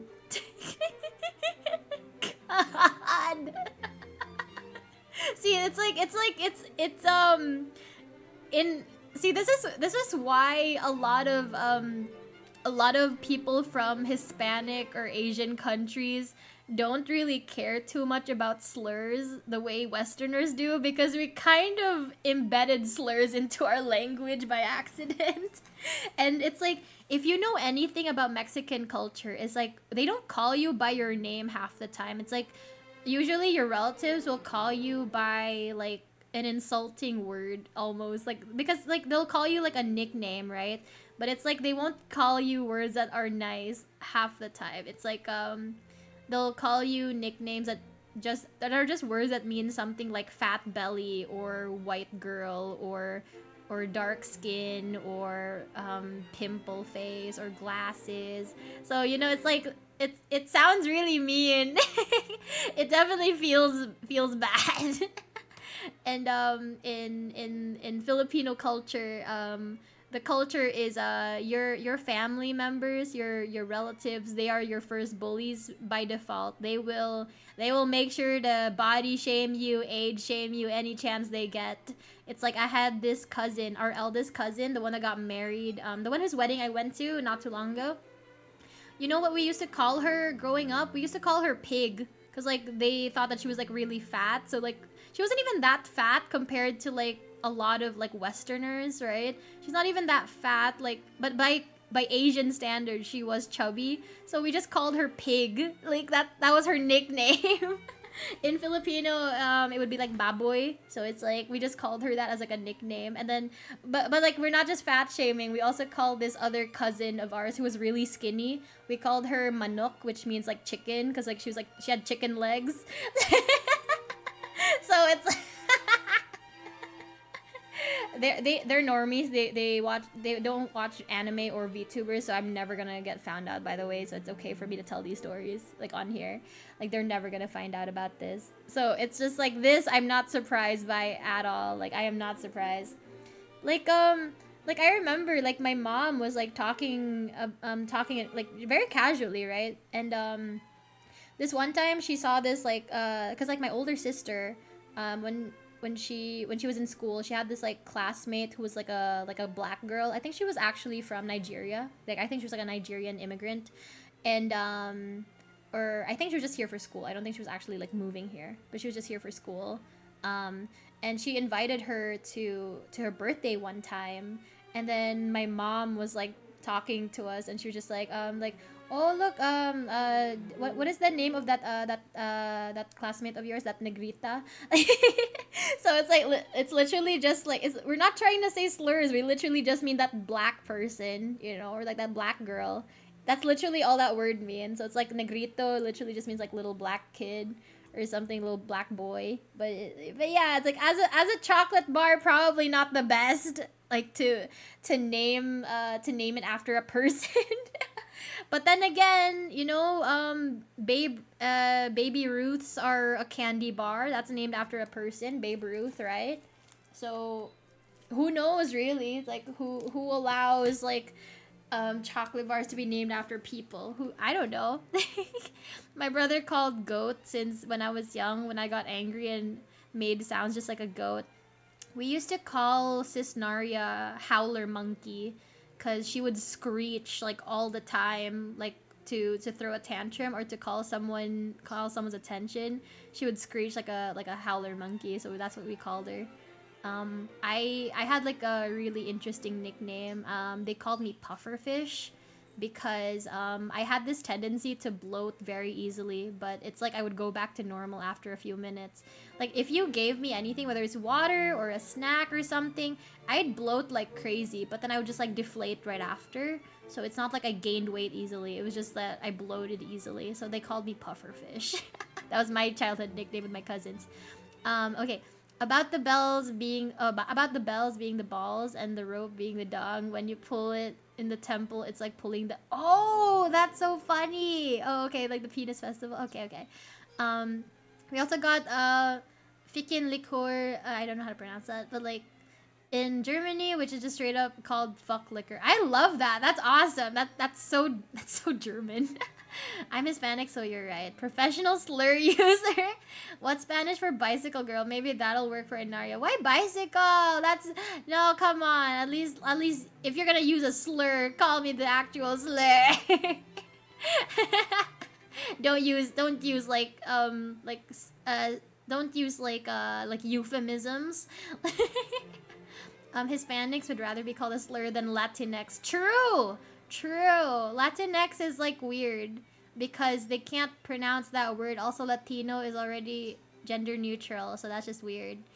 Like if you guys notice, the people that say Latinx and Filipinx are the people who don't speak those languages and they're just speaking for them. And I'm just like, okay, you're an English speaker, you're vaguely Hispanic, but like you don't actually speak the language, so it's like you're just a foreigner speaking on things just because you're related to a few Hispanic people.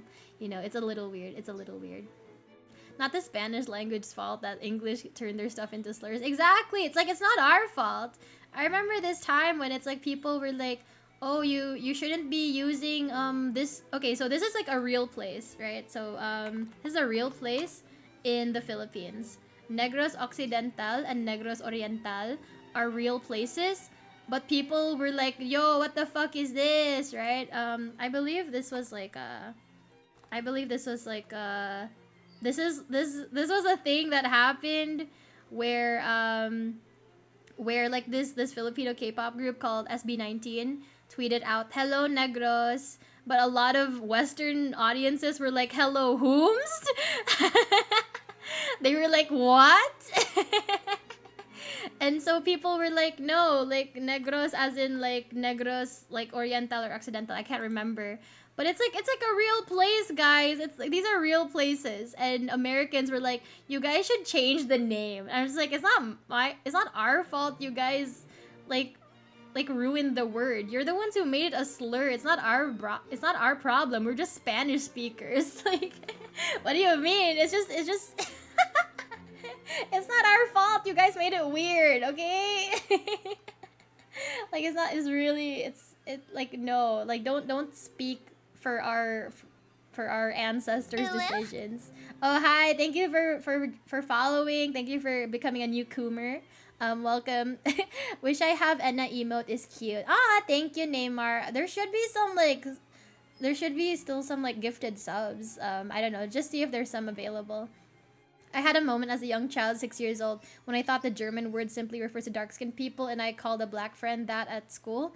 And even he himself did so until one day his parents heard it, and after that I was never allowed to hang out with him ever again. The parents sadly never explained it to us. Dude, you were forbidden from hanging out with a black kid because you said a slur. Bro, aren't they the ones being racist by telling you to segregate? It's like, don't hang out with that foreigner, that black kid. They're made by Bimbo. Wait, what do you mean? What do you mean?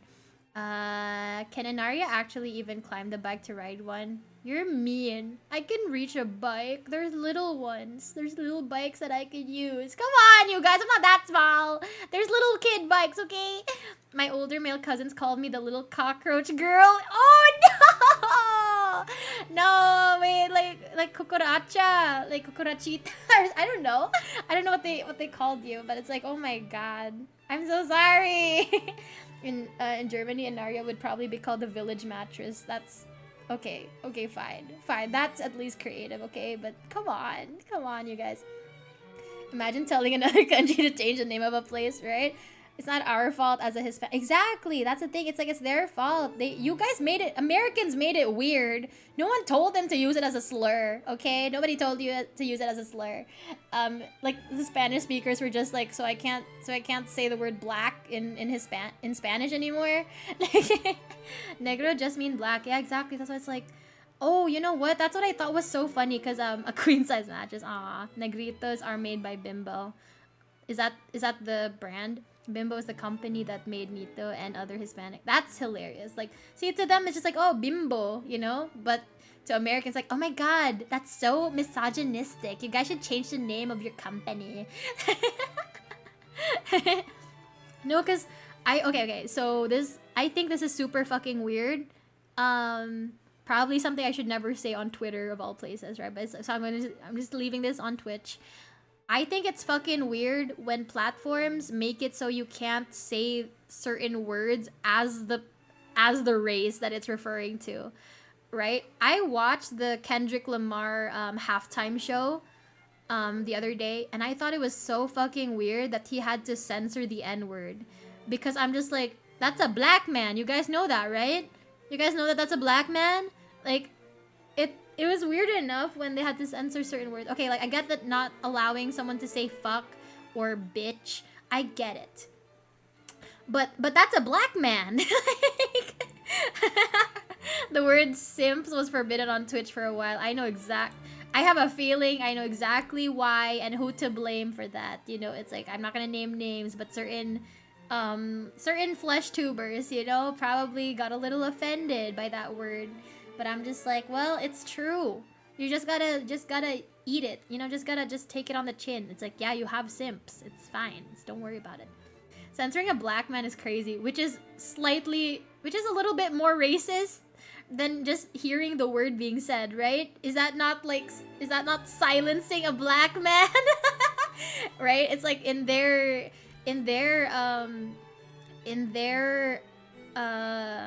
attempt to be inclusive and inoffensive, they've somehow circled back to being exclusive, right? The same thing with the Latinx and the Filipinx thing, because I don't know how it is with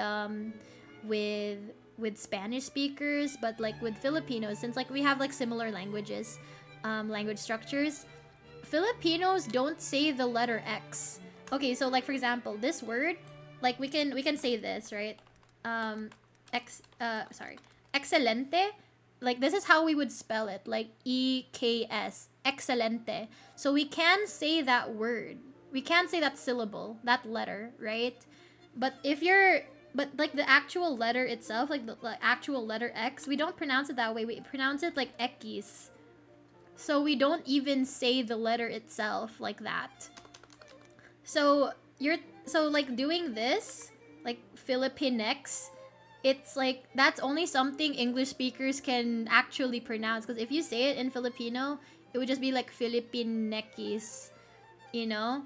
like they're not gonna be able to read it as Filipinx. Like it's not gonna be read as like this. It's gonna be like that, Filipinekis. So, but the thing, that's not even the worst part. The worst part, Filipino is already gender neutral.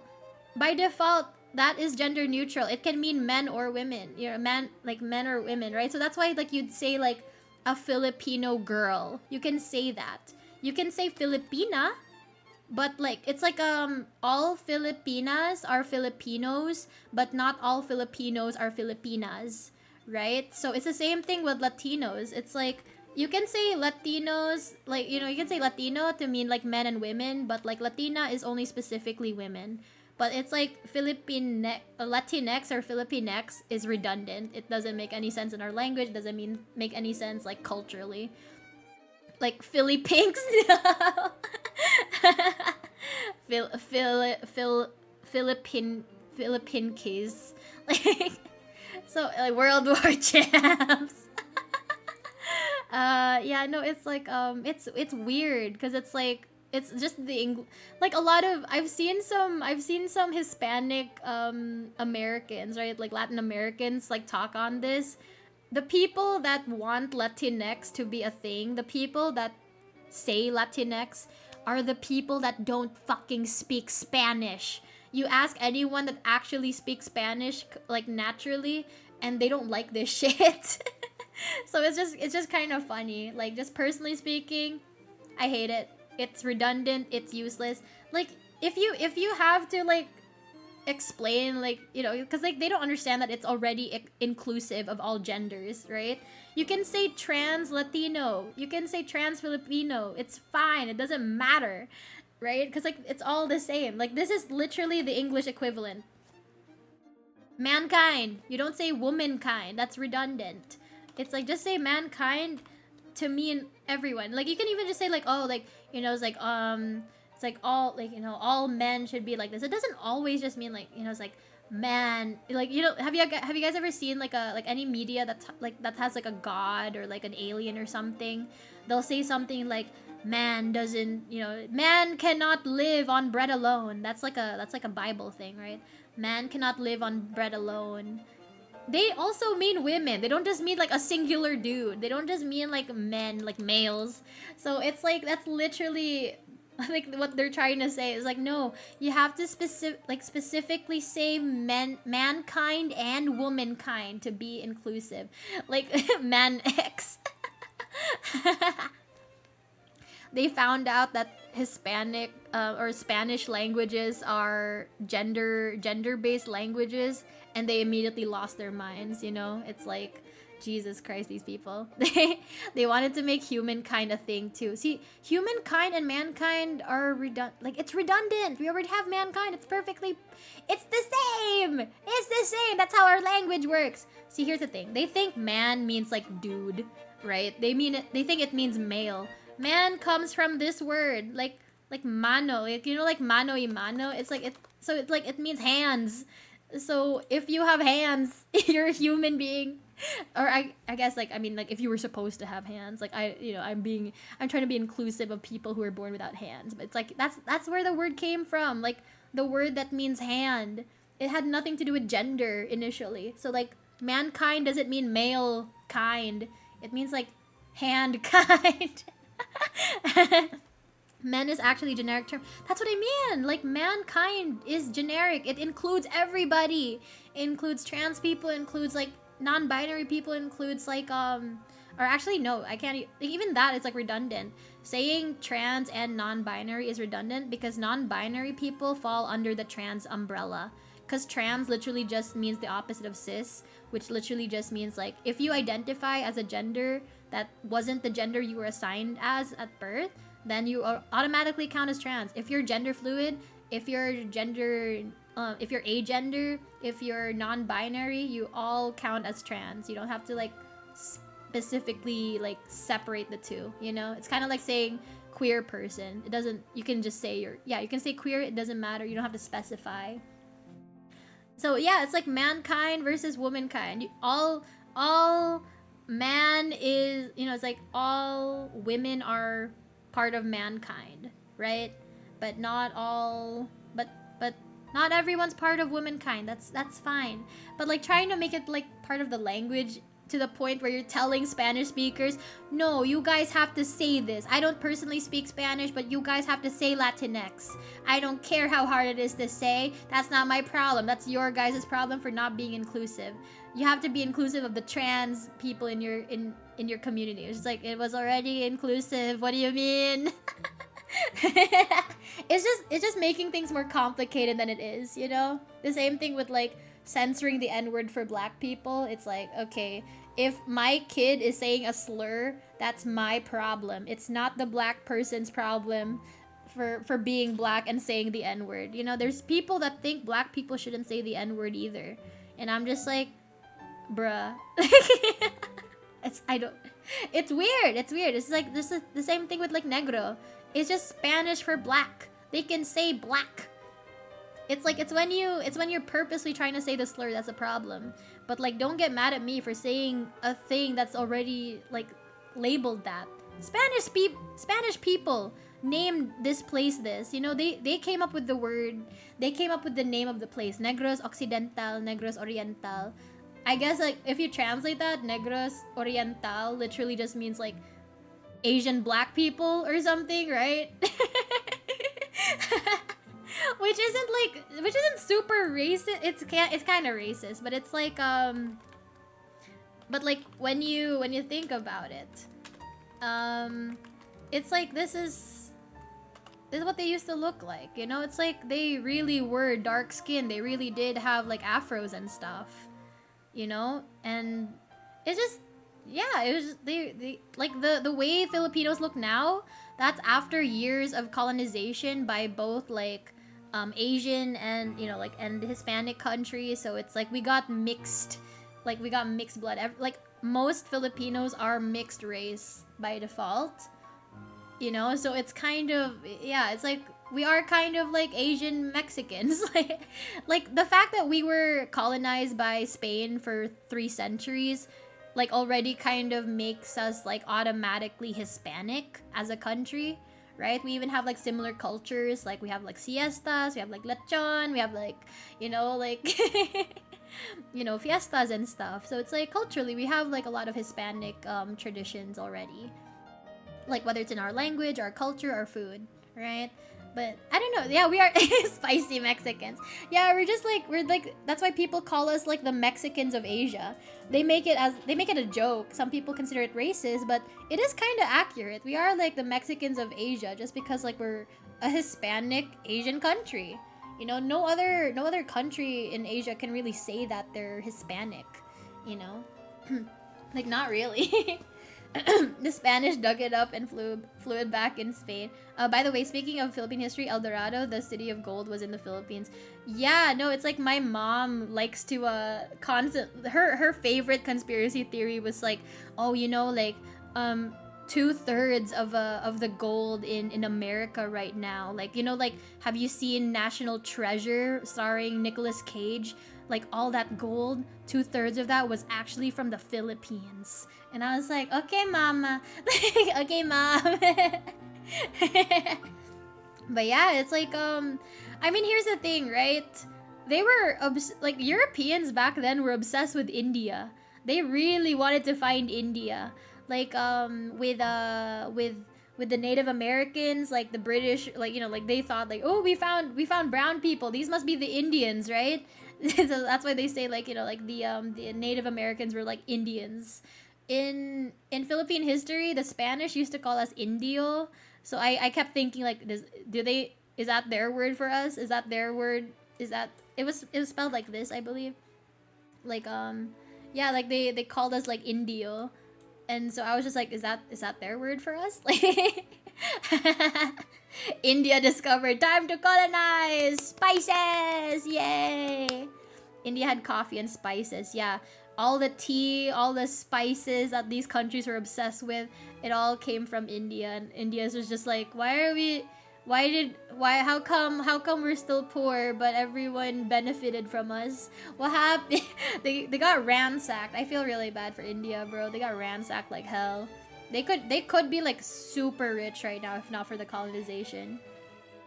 Hindu means Indian. Oh, is that like like Hindu. Like Indio means native in Spanish. Oh, okay, okay. So I mean, I guess yeah, yeah. So Indio are the natives. Gotcha, gotcha. Yeah. So basically so like the local Filipinos we kind of like dealt with the same thing that the Native Americans dealt with when the British came. You know, just some Europeans come by, ransack your shit, you know, take your stuff and like basically make you like a minority in your own country, right? So it's kind of the same thing with Spain and like Filipinos back in the day. But oh well. I will say this though, the one thing that I can say positively about the Spanish colonization, they unified the country, right? So we had like separate tribes and on like separate islands, right? We were like beefing constantly. Like we were beefing all the time. And then just, you know, Spain came by, colonized the whole country, colonized all these islands, made it like, you know, named us after King Philip II of Spain, I believe. And that's why we're called the Philippines. Like we're literally named after some guy. Hey God. Yeah, give you religion and their genes. Yeah, I'm actually part Spanish and Chinese. So it's like I talked to my relatives and my parents about this. I have more Chinese and Spanish blood in me than I do have like Filipino blood. My Filipino blood is very, very minimal. So that's why some people, when they see my face pic, they're just like, "Are you a foreigner?" Or like, "Are you like?" I'm just like, "Well, ethnically." Man, I want to be like my ancestors and raid some Filipino woman. Oh no, he's gonna pillage. Philippines to the Spanish, Vietnam to the French, East Indies to the Dutch. So it goes. Yeah, I believe there was it was the Netherlands with Indonesia. I believe it was so funny. Wait, like hang on, guys. I'm gonna share something with you guys. Chotto mate. Hang on. I'm gonna look for a video real quick. Hang on, you guys. What was it called?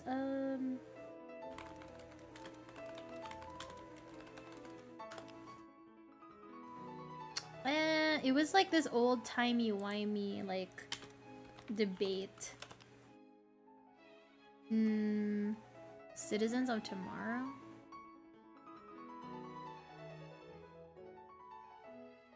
This one was long.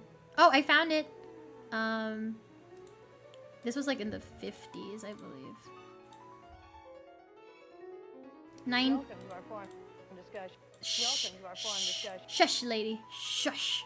Shush. This is like a really long video, so I'll try to skip ahead. But this was like a very interesting conversation. Okay, chotto mate, you guys. Let's do a watch along. Hey guys. Let me see.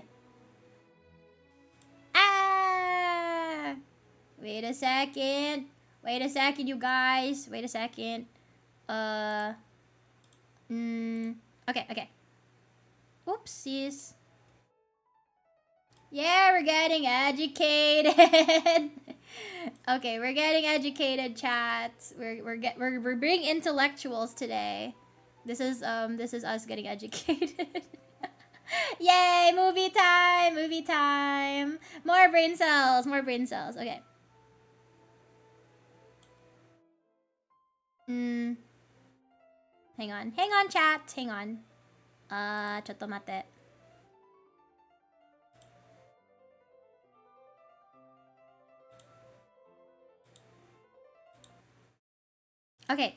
Okay, hang on. And, okay, let me know if you guys can hear this. You should be able to, but, okay. Just let me know if it's too loud. Welcome to our forum discussion on the roots of prejudice. We'll be talking about what our prejudices are, where they came from, how they're nourished, and perhaps even how to get rid of them. let me introduce you to How to get rid of race. We're participants trying to cure racism in this today's stream, discussion. chat. We're curing racism. Ratnati Iskandardinata, high school student, 17 years old, and also a talented dancer from Indonesia. Your brain From wrinkles. Japan, Yoriko Konishi, whose lovely voice you've just heard. From time to time, we like you to get a sense of what we do in all those times when we aren't having serious discussions. We very often get Yoriko to dance or sing for us. She does both. From the United Kingdom, 18-year-old Judith Reeder. Judith's got a bit of a cold today. It did not come from swimming in the Atlantic Ocean, although she assures us that when she's in England, she does swim in the ocean during the winter. From the Philippines, Raul Contreras. Uy, Raul will be Philippines! 16 years old, patriotically enough, on the 4th of July. He may admit some prejudices, but one he obviously doesn't have is a prejudice against women, or he wouldn't have been willing to appear Beast! tonight with Beast! 3 women being the only Beast! male on the program. Now, on this question of prejudice, perhaps we ought to start out. Guys, this is how you should live, you know, like to be surrounded by women. You can't be prejudiced against women, all right? Stop being misogynistic and you'll be drowning in pussy. Drowning in international coochie. By trying to define what you think prejudices are. What do you think prejudice is, Ratnati? I think prejudice is a feeling of hate of people as a group or individual toward other people. You say a feeling of hate. Do you think prejudice is as strong as hate? Yes. When we ask somebody if he has a prejudice, then the answer will be, I hate such and such. Well, I suppose that is true. What do you think prejudice is, Eureka? Well, I found that Okay, so this is something that like isn't really mentioned here, but this is kind of proof that all these kids, like the foreign ones anyway, it's not the UK girl, but it's like all these foreign kids are very, very privileged. Like I don't know if they've come from like a very powerful background, but they definitely come from like an influential wealthy family, because this is like 1956. While you can argue that, you know, like the Filipino kid and like the Japanese girl have had like English lessons in school, the Indonesian girl, it's not common for people to know English to this extent where you could like have like a full-on debate.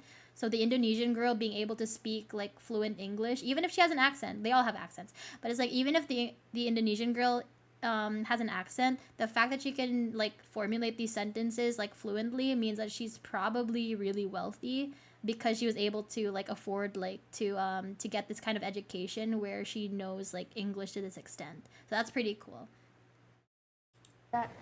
if somebody distinguish between 2 white men, it is not prejudice. But if somebody distinguish between a white man and a colored man, it is prejudice. So what we've established from that statement, only white man is capable of racism. Okay, let me see. Only prejudice you should have is a copy of Pride and Prejudice. I watched this film based off of a book. It's a parody book. It's called Pride and Prejudice and Zombies. It's kind of fire, not gonna lie. It's Pride and Prejudice but with like zombies involved. Zombie attacks. Because they speak English. Yeah, it is kind of a big deal to, especially at this time. Like this is the 50s. Learning English is a lot more complicated back then. I feel attacked. My prejudice is not nearly as powerful as my pure uncontrolled hate towards specific people directly. Ethnicity doesn't matter. What matters is booba, and be it big, be it small. I like booba. See, this is what I mean, guys. This is what I told you guys about like months. Remember, like weeks ago, I had this tweet out saying that no matter who you are, no matter what you look like, someone out there is always gonna want to see your boobs. Even the men. Someone was gonna want to see your man boobs. It doesn't matter. Like, just be happy about it. Thinking about advanced concepts in foreign languages needs a pretty high level of fluency. Seems about right. White man wins again. That's the white privilege. I like Sense and Sensibilities and Sea Monsters. Fun. Very fun. Pride and Prejudice. So I need the zombies part. Yeah, there's a movie, so you can, like, check it out if you don't want to read the book. Booba of all sizes makes the wood rise. Okay. Should I play the Mozart while this is happening?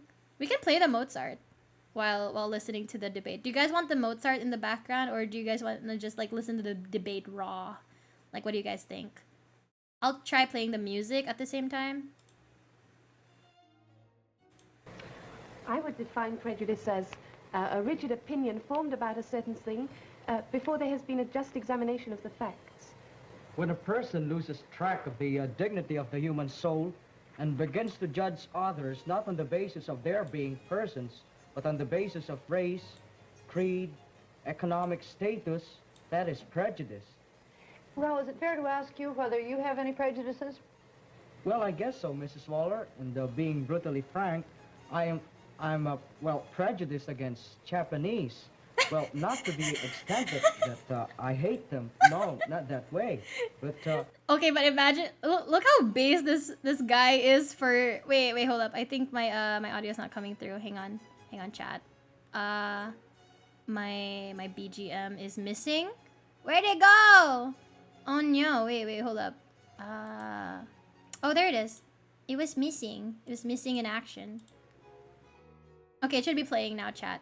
Okay, but imagine how base this guy is, right? This freaking 16-year-old, while sitting next to a Japanese person in the 50s, by the way, so after World War II, he's like, I'm kind of prejudiced against Japanese people, actually. Oh my god. I got this, well, as a result of World War II. Because, Look, well, I context. guess I was yet too young to understand what happened during those times. But I think that what my relatives and friends and the people who were witness to that unfaithful occasion, well, they just more than justify the fact. And I think it's justified for me to feel the same way because, well, I know that my people suffered very much under that rule. You still as prejudiced against the Japanese as you were? Well, 5 years ago, that prejudice of mine was, well, slightly fading away. But when Japan stubbornly refused to pay reparations to us, well, the prejudice began They to grow never again. did. But now I found out from close contact with Eureka. No, but like I know that because of the comfort women thing, I know that like people are still, especially South Korea, like they're still asking Japan for reparations at the very least, like a public apology. So it's a little, you know, like that whole situation is very tense right now. So yeah, but like here's the thing, chat. This isn't weird for me because I experienced the exact same thing for Spanish people, like for Spaniards. So okay, so when I was in the 2nd grade, when I was like 8 years old, that was the very first time I learned about the Spanish colonial period in the Philippines and heard about, like, you know, I was taught like all these atrocities that happened, how many people died, how long this was going on for, the weird stuff that was happening to the local Filipinos under Spanish rule, all this bad shit, right? And then because of this, I developed a lot of prejudice towards Spanish people. Like, I didn't really care about like Mexicans or anything, but it was like people from Spain specifically, right? So it's not like all Spanish speakers, it's just like Spaniards specifically, people from Spain. And I just remembered there was this one girl who was like what we call mestiza. Oh, thank you so much for following, Earth. Welcome to the Great Bros. Thank you, Newcomer, for following. So like so mestiza is literally just like a word to describe like someone of foreign blood, right? So I would technically count as a mestiza because I have foreign blood in me. So that would be like the Chinese and Spanish thing. So I would count as mestiza. And I remember this one girl that was like very Hispanic looking, right? She looked very like mixed. She looked like a Spanish Filipino girl. And I just remembered she was like 2 years older than me. She was like a 4th grader. I was like a 2nd grader. Every time I saw her in the court, every time I saw her in the playground, I would like glare at her a little bit every time she passed by me. I hated this woman just because of what her people did. This poor girl, this poor 9-year-old. So that was my first experience with racism. Cute small little racist. Yeah, so it's like, does it? So I understand what this guy's talking about. You know, he hears a lot of things as a kid about the Japanese. You're going to develop these prejudices. I heard stuff about the Spanish, so I'm gonna develop these prejudices, right? It's when you realize that a lot of the things that you know about certain groups, you probably don't know a lot, right? So it's like once you realize, oh, like this is just like my first impression of them, and so I have an idea of what they're like. But when I start to realize not everyone in that group is gonna act the exact same way, that's how you can get over a prejudice. You know, like all VTubers are a certain way, or like all, you know, like, you know how like fleshies act towards VTubers and VTuber fans. You know how normies act towards like anime fans, right? They have certain prejudices because they don't understand. Once they understand, they'll be like, oh, okay, I took you guys, you know, like at face value. I misunderstood you people, you know. So it's like when you realize that, this is how you cure racism, you guys. You just gotta realize that they just like me for real, for real. Good night, bye bye, Chu, bye bye, night night. Night night. See you next time. You can watch the VOD when you're like when you wake up. You never forgive your first. Oh man, yeah. So it's like I understand exactly what this guy means. So it's like when you have like a little kid acting a little prejudiced, you don't blame the kid. You kind of blame the parents. You kind of blame the adults that are around the kid and haven't corrected this behavior. If they know that this kid is saying slurs all the time, they need to tell the kid to stop. You know? But it's like, is it Kendrick Lamar's fault that white kids will copy his language and say the N-word? It's the parents' responsibility to keep them from saying the N-word, you know? So let Kendrick Lamar, let K-Dot say the N-word in his raps. Let him perform like the songs in the Super Bowl. Why would you get him to go perform for the Super Bowl halftime and then tell him to censor half his lyrics? You know, you knew what kind of songs he had. Like, come on. Like, think smart, you know? If you wanted a family-friendly artist, you should have gotten a family-friendly artist, you know? Weird people. Just let everyone say it. No! No, Dartham, no! The chaos! Think of the chaos. If everyone says slurs, then it doesn't count as a slur anymore. You grew up in the ghetto, so... I have this Mexican friend who grew up in the Bay Area, and like when he first started saying the N-word, I was like, whoa. And then he was like, what? I grew up like this, you know? It's like, it's just like the way I speak. It's because of the people I was with. I'm like, okay. I mean, if the black people in your neighborhood are fine with it, then I can't really say anything. So, you know, it's all of, I think it's like, there was this one TikTok that got backlash because he was like a white kid that said the N-word. But the thing was, he was adopted by black parents living in a black neighborhood. And so a lot of people were like, you're white, you shouldn't say it. And then a lot of black people were defending it. It's like, no, it's his culture. Like, he grew up in this culture, with this vernacular. He doesn't know anything else. Let him say it, you know, it's fine. Like, so it's like black people and white people have not come to a conclusion on who can say it or what, or if it should be allowed to, if it's allowed to be said in the first place or not. So it's like, how can we know? Just kind of, if someone tells you, you know, don't say it around me, then listen to them.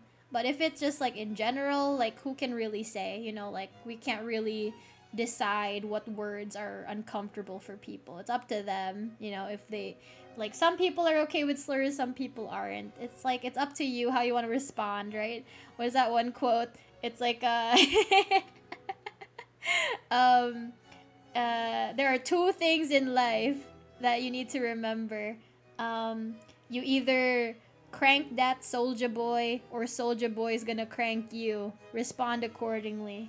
So it's see, it's like in certain spaces people are okay with slurs, and a lot of other places they aren't. So it's up to you how you wanna interact with that community.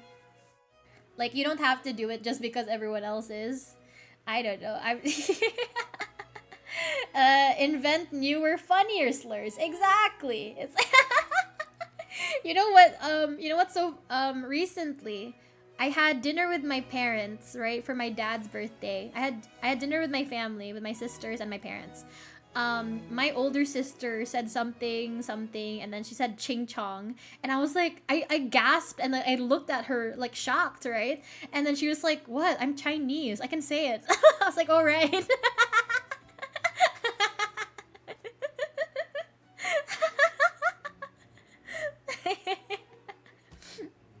So it's like even I forget, you know. It's like, oh yeah, like right. Yeah, like like my older sister, yeah, she made a very good point, you know. It's like we're Chinese, so of all people we can say it, you know. So it's like there was this I was watching this one movie recently. It was called The Town, and it stars Ben Affleck and Jeremy Renner. And this one scene, they were talking to this black guy, and then Jeremy Renner said the N word, like with an A, not a hard R. He said the N word, like, so N word Kenny is how he referred to this one guy, and I was like, what the fuck? And then I had immediately looked it up. I was like, when was this movie made? And it was 2010. I was like, ah, gotcha. Because it's like, if you have that kind of dialogue after 2015 being when like BLM started, it would be kind of weird, you know? But it's like pre-2015, it's like, right, that's how movies were back in the day, right? Ching chong wala wala bing bang. I don't know where that's from, but yeah, it's weird. It's definitely weird, you know, like just the good old days. Shut the fuck up. Shut up. No, black people are okay with Tropic Thunder. That's the thing, right? Because they understand the context behind Robert Downey Jr.'s character. It's cuz like, you know, actual blackface is weird. And hi Shoal. Actual blackface is weird and offensive because of minstrel shows. But the point behind Robert Downey Jr.'s character in Tropic Thunder was like, they basically will just cast anyone. You know, it's like I think the most recent thing that I could think of that was like somewhat relevant or somewhat related to that is do you guys remember when Scarlett Johansson was casted as the character in Ghost in the Shell? And people were like, my favorite Asian woman, Scarlett Johansson. Oh my god, we're talking about we're talking about racism. Hi Mocha. You're on Twitch? I thought you were just on YouTube. I didn't know you were streaming on. Are you multi-streaming, Mocha? Also, yeah, guys, give Mocha a follow. Wait, I thought I was following you already. What the hell? I thought I was following you. Anyways, give Mocha a follow. She's really chill. She's like also another purple woman. You started multi-streaming. My PC can't handle it yet, as my chat has come to find. So I have to wait a little bit before I can start multi-streaming. Teehee. But yeah, more purple women. But yeah, we're talking about racism right now. As you know, this is a very educational stream. Emphasis on the edge. So basically, the thing with the character in Tropic Thunder was like, anybody can play the character, right? So if they need a black guy, they can just get Robert Downey Jr.'s character and just have him in blackface. That was kind of like the commentary, right? So it's like a parody of when that stuff happens in Hollywood. So people were okay with that whole thing. Black people defend Tropic Thunder constantly. It's like the people that don't watch it that get offended by it. You know, it's like they're like, oh, he's in blackface. No, but like the people that actually watch Tropic Thunder, they understand what's going on. So that's why they're not bothered by it. It's like when you bring in parody, it does kind of excuse a lot of things because you're trying to commentate on actual social issues. There's a reason why people don't get that offended by Filthy Frank. It's just the Gen Zers that found out about like Joji's past, that they're like, oh no, he used to say slurs. It's like, okay, he was Filthy Frank. He was literally a parody of like the worst people like on the internet. Like that's the point, right? Oh yeah, drink water, you guys. Should have rated yesterday when we learned about terms of I was doing like an ASMR of the of the terms of service on fansly.com. It was very weird. And then my chat helped me with some PC stuff because my PC is on fire. Also, minstrel shows are about more than just black paint. The acting is a core part about why it was offensive. See, that's the thing. It's like making a parody of racists is not the same as making racist content because it's a parody, you know? It's like it kind of excuses you in a way. And it's like you have like there's a fine line between parody and like actual like offensive content. And so you just need to like know where the line is, right? That's why certain people can't get away with certain behavior. Yeah, it's just you have to have like the context behind it in order to get away with certain things. The lawyer who wrote the TOS thanks you. Finally, someone who actually read it. Oh man, it's like, you know, it's like I live to serve, you know, I am the people's princess. I will provide content where I can, you know. Okay, let's get back to the racist talk, guys.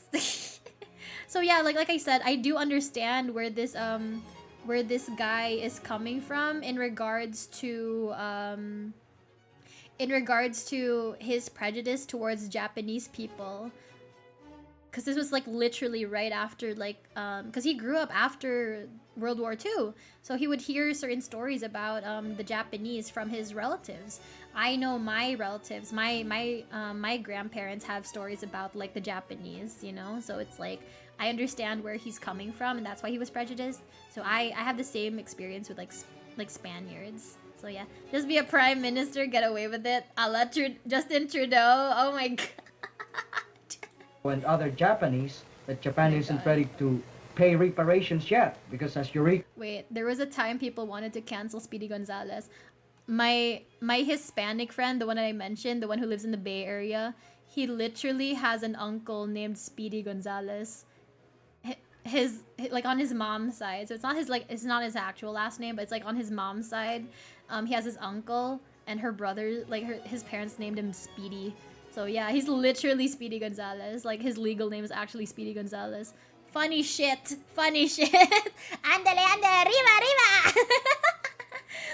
But I mean, the stuff the Japanese did in World War II is crazy. It is. I know I did like deep dives with like, you know, Chernobyl and World War II stuff, but like maybe I should like focus less on Nazi Germany and more about the Japanese. Maybe I should look into that more, you know, just to really get traumatized. I saw this one like documentary of like comfort women. Bad shit, guys. The lawyer. Oh wait. Yeah. Why does your YouTube logo have a pH? Is it acidic or basic? Knowing the stuff that we eat, it's definitely acidic. No. Okay. Rico said, some of them, No most kamikazes. of them, even have to suffer the cold in the classrooms because they can't afford to heat the schools. Eureka, you've got any prejudices? Well, I don't have any prejudice for Philippines, but Not yet. many Anyway, Japanese people Yuriko. hate Korea because See, this is what I mean, guys. Like, Korea and Japan still have so much beef to this day, right? It's like, do not mix these two up. They will get so offended, chat. It's like, my god, the cultural beef, the historical beef. See, this is what I mean, guys. Like, over there in America, you guys have casual racism. Here in Asia, we have competitive ranked racism. It's like you have no idea what kind of slurs we throw at each other. Pales in comparison to the power of Asian racism. Yeah, I know, it's like no one is safe from Asian racism, seriously. the president of Korea made the line, his own line, Generational on the public grudges, sea hell yeah. between Korea and Japan.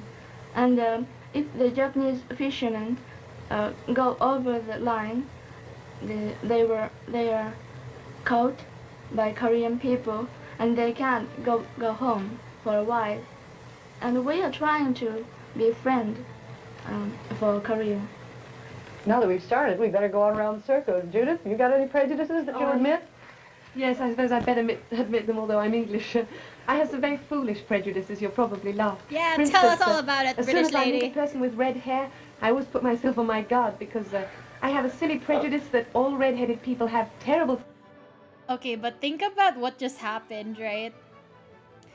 This Filipino boy just said he's prejudiced towards Japanese people because of World War II. This Japanese girl just said that Japan and Korea hate each other. And this British lady, this citizen of England of all places, just said, I kind of feel iffy about redheads.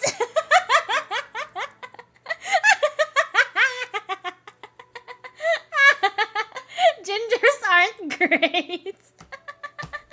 And British lady, I hate the Irish. You're the devil's spawn, redhead. You are the devil's child. Tempers, you know, that they're as passionate as the colour of their hair. Oh, and then I have another silly prejudice. For example, when I first met the Australian delegate, Elizabeth Woodgate, who hasn't been on television, I was shocked by her accent, because to me it sounds just like a Cockney accent would in England. And I hope I'm not conceited or anything, but a Cockney accent in England, you know, most English people would shudder a little bit when they hear it. But she very frankly told me that she shuddered when she heard my accent. She's bothered by the color of your hair and the way you speak. Hey, listen, it could have been worse, alright? It could have been worse. She could have talked about brown people, you know? Like, all things considering, given how she's a person from England, of all places, right? Like, you know, like one of the major colonizers in human history. She could have said a lot worse. Paid back for that too. Why did she say she did? You have red hair? Oh, Oh, I think no, she imagined marachas. that, she said she really Rip. had to forget my accent in order to like me, because it was too formal. I gather most Americans think about that about the English as well. So. Right, now it's your turn. Well, sometimes I find prejudice against the Dutch people. When in school, when I learned the history, I learned how the Dutch people treated Indonesian, and I've somewhat. See, this is how stark the difference is, right? You have this privileged white girl from England, from a colonizer country, just being like, I'm kind of prejudiced about people with certain accents and people with red hair. Literally, like the next second, I learned about how the Dutch mistreated my people over the years, and now I'm kind of prejudiced about our colonizers.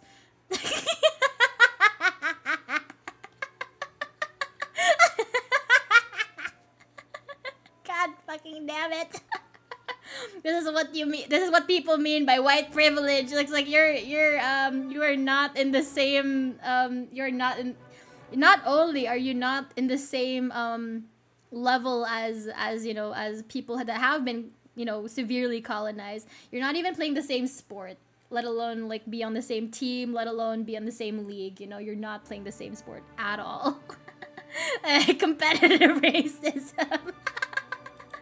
I've been colonized harder than you. Oh no. Hang on, chat. Wait. Chatto mate. I fucked up.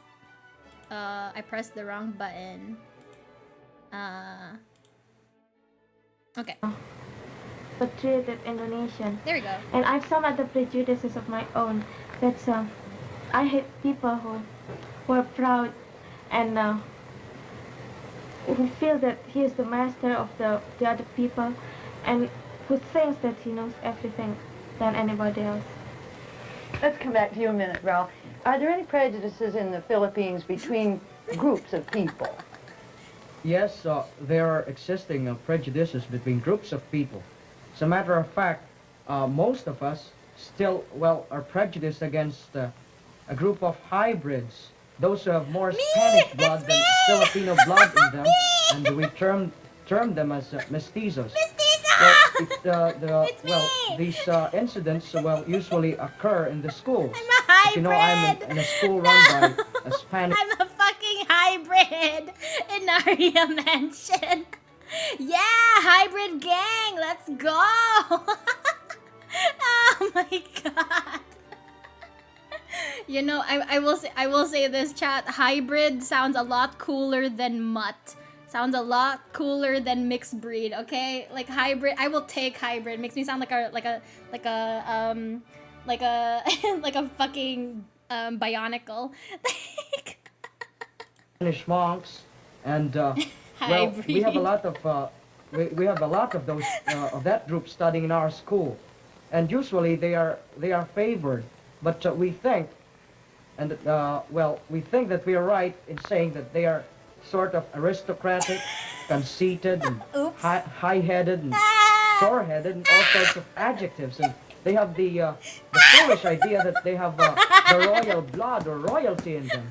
Oops. Well, how do you get along with these boys in school, Ralph? Are any problems? Well, frankly speaking, I don't get along with them pretty well. As a matter of fact, well, we usually fight with one another. No. He Is there any hates my problem? Yes, ass. Eureka. Japan have had many American or European soldiers after the war, and most of them married with Japanese girls, not only formal wedding, She's talking And, about the they made passport children bros. who called hybrid. And Oh my god. I think the hybrid, Not the hybrid again. See, this is what I mean, you guys. Like, you know, like not recently, but like not too long ago, I had this like white American friend of mine. He was talking to me about like something, right? And he was like, it's like he said the word mixed, and he was like worried that that was like an offensive term. And I was like, you can say mixed. It's fine. That's the normal word to use. And then in comparison, hybrid.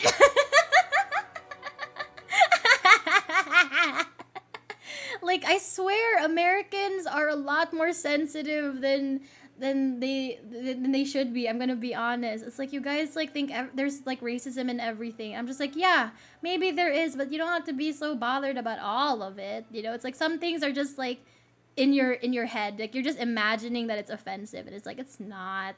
It's really not. You know, you can say ginger. It's not a slur. Like. Hybrid is a keynote term, bring it back. Yeah, I don't identify as I don't want to identify as biracial. I don't want to identify as mixed race. I want to be a hybrid. I want to be a hybrid princess. Make racism great again. have nothing to be punished, but some grown-ups Don't mix up the letters and didn't the treat dyslexics. didn't used to treat as the Japanese children, No, not and translation. grown-ups also used to treat the mothers of children. Oh, Japanese people thought that the mothers of hybrids are not good. They are horrible. Call Because them what they you really married want to with say, Yoriko. Foreign people, Call them what- foreign boys. Call them what you really want to say, Yoriko. Call them what you really want to call them. Say what you really want to say. Call them like...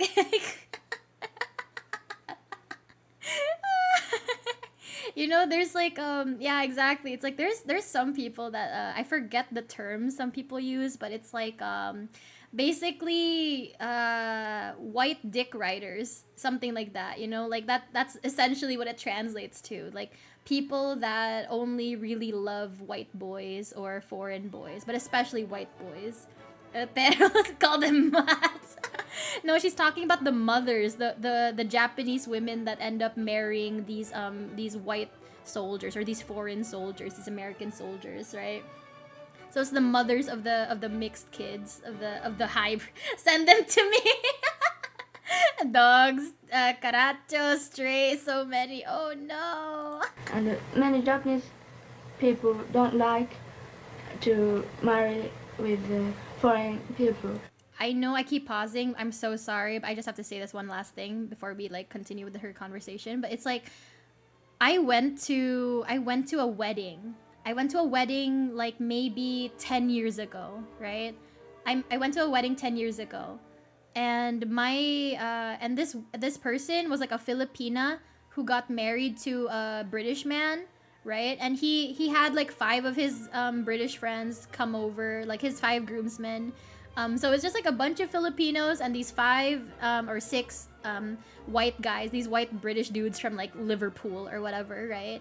And I remember how uncomfortable everyone was during the father of the bride speech, because he started it out by talking about how there's prejudice against people view Filipinas who marry white guys a certain way. It's like oh, like you're just after his money, or you're just you're just like a gold digger or whatever. Like they view them a certain way. And he was very disapproving. He sounded very disapproving, or at the very least he sounded like bothered by other people's comments about his daughter getting married to a white guy.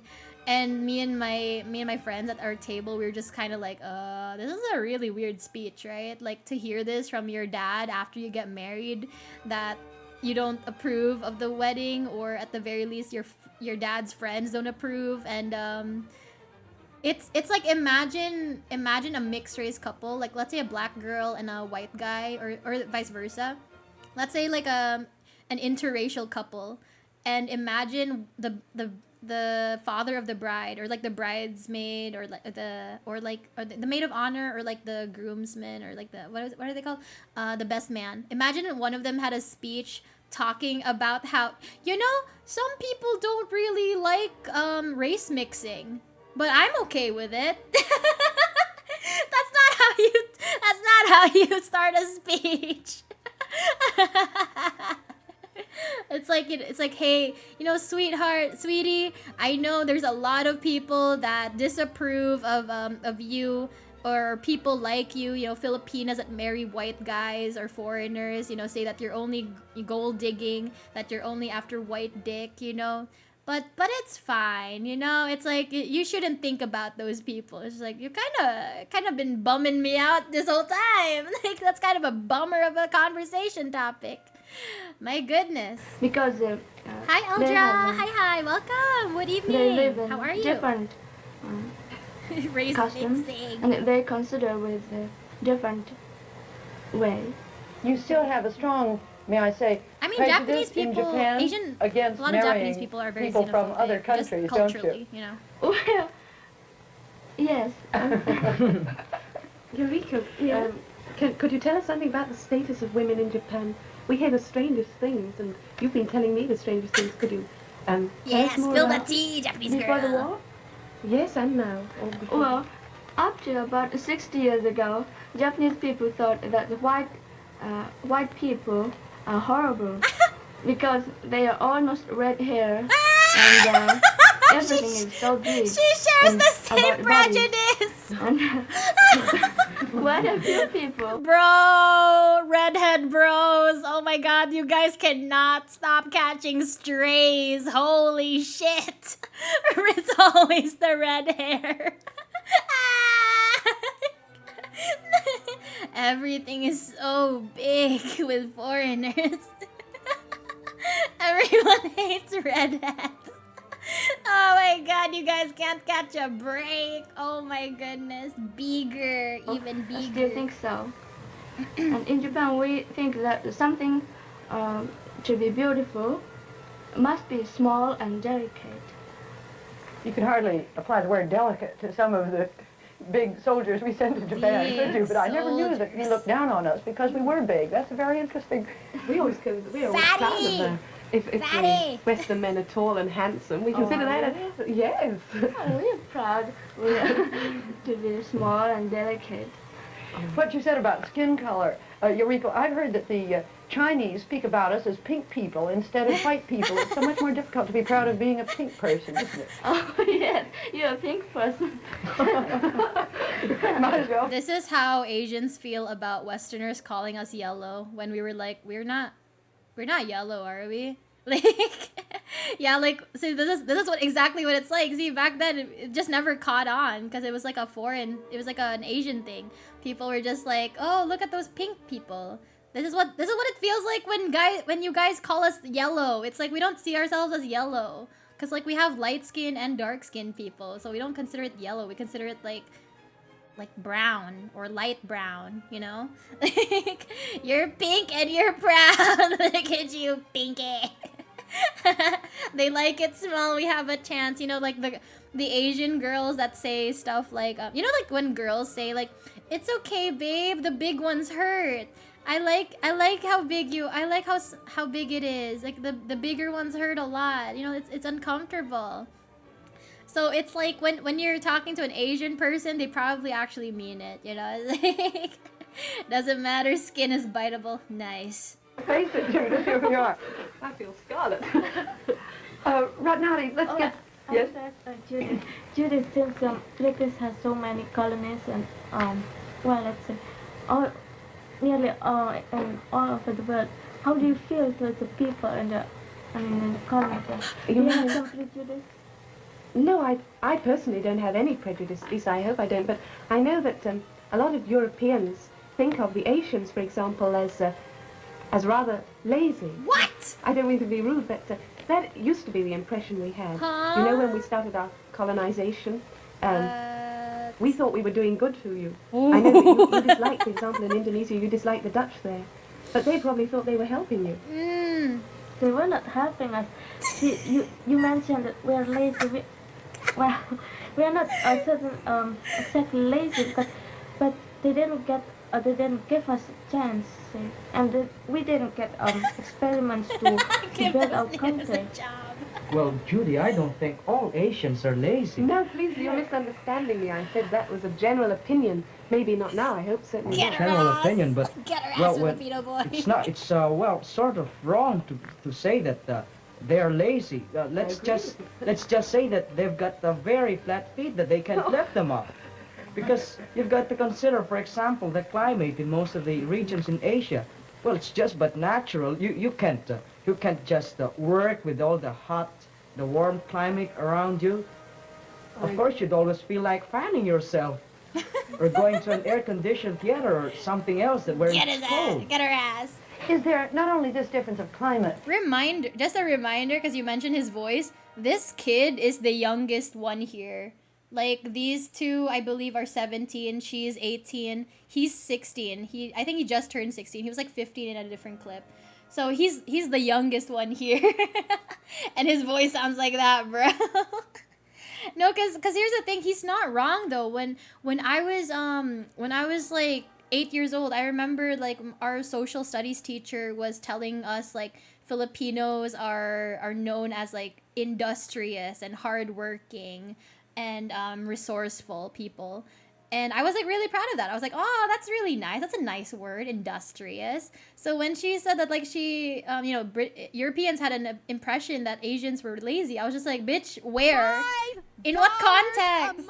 Oh, thank you so much for gifting the sub, Elwin. Thank you for subbing, Black Panda. But that's the thing. It's like, like, he's right, though. It's like, if you're working all day in the hot sun, you're gonna, like, burn up. You're gonna, like, die. So it's like you can't be working like in the fields like 12 hours a day. You have to take breaks. I mean, think about it. Like the countries that require afternoon naps are usually hot climates. That's why, like, in Hispanic countries we have like siestas, right? Like afternoon naps, because like you have to. Like it's too hot to work. You might as well take a nap after like eating lunch, right? Yeah, skin cats relaxing. Siesta or bird, exactly. That's why like I have to take a nap, because it's like I need to work. I'm Filipino too, and I had a deeper voice than him at 12 years old. Wait, are you a guy? Wait, I thought you were a girl. Wait. wait.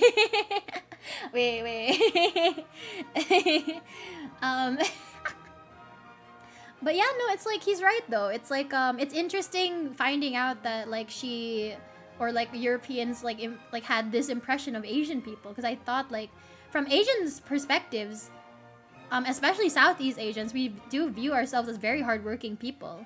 We don't have time to just like fuck around all the time, you know? Does EnaReacts think everyone's a girl?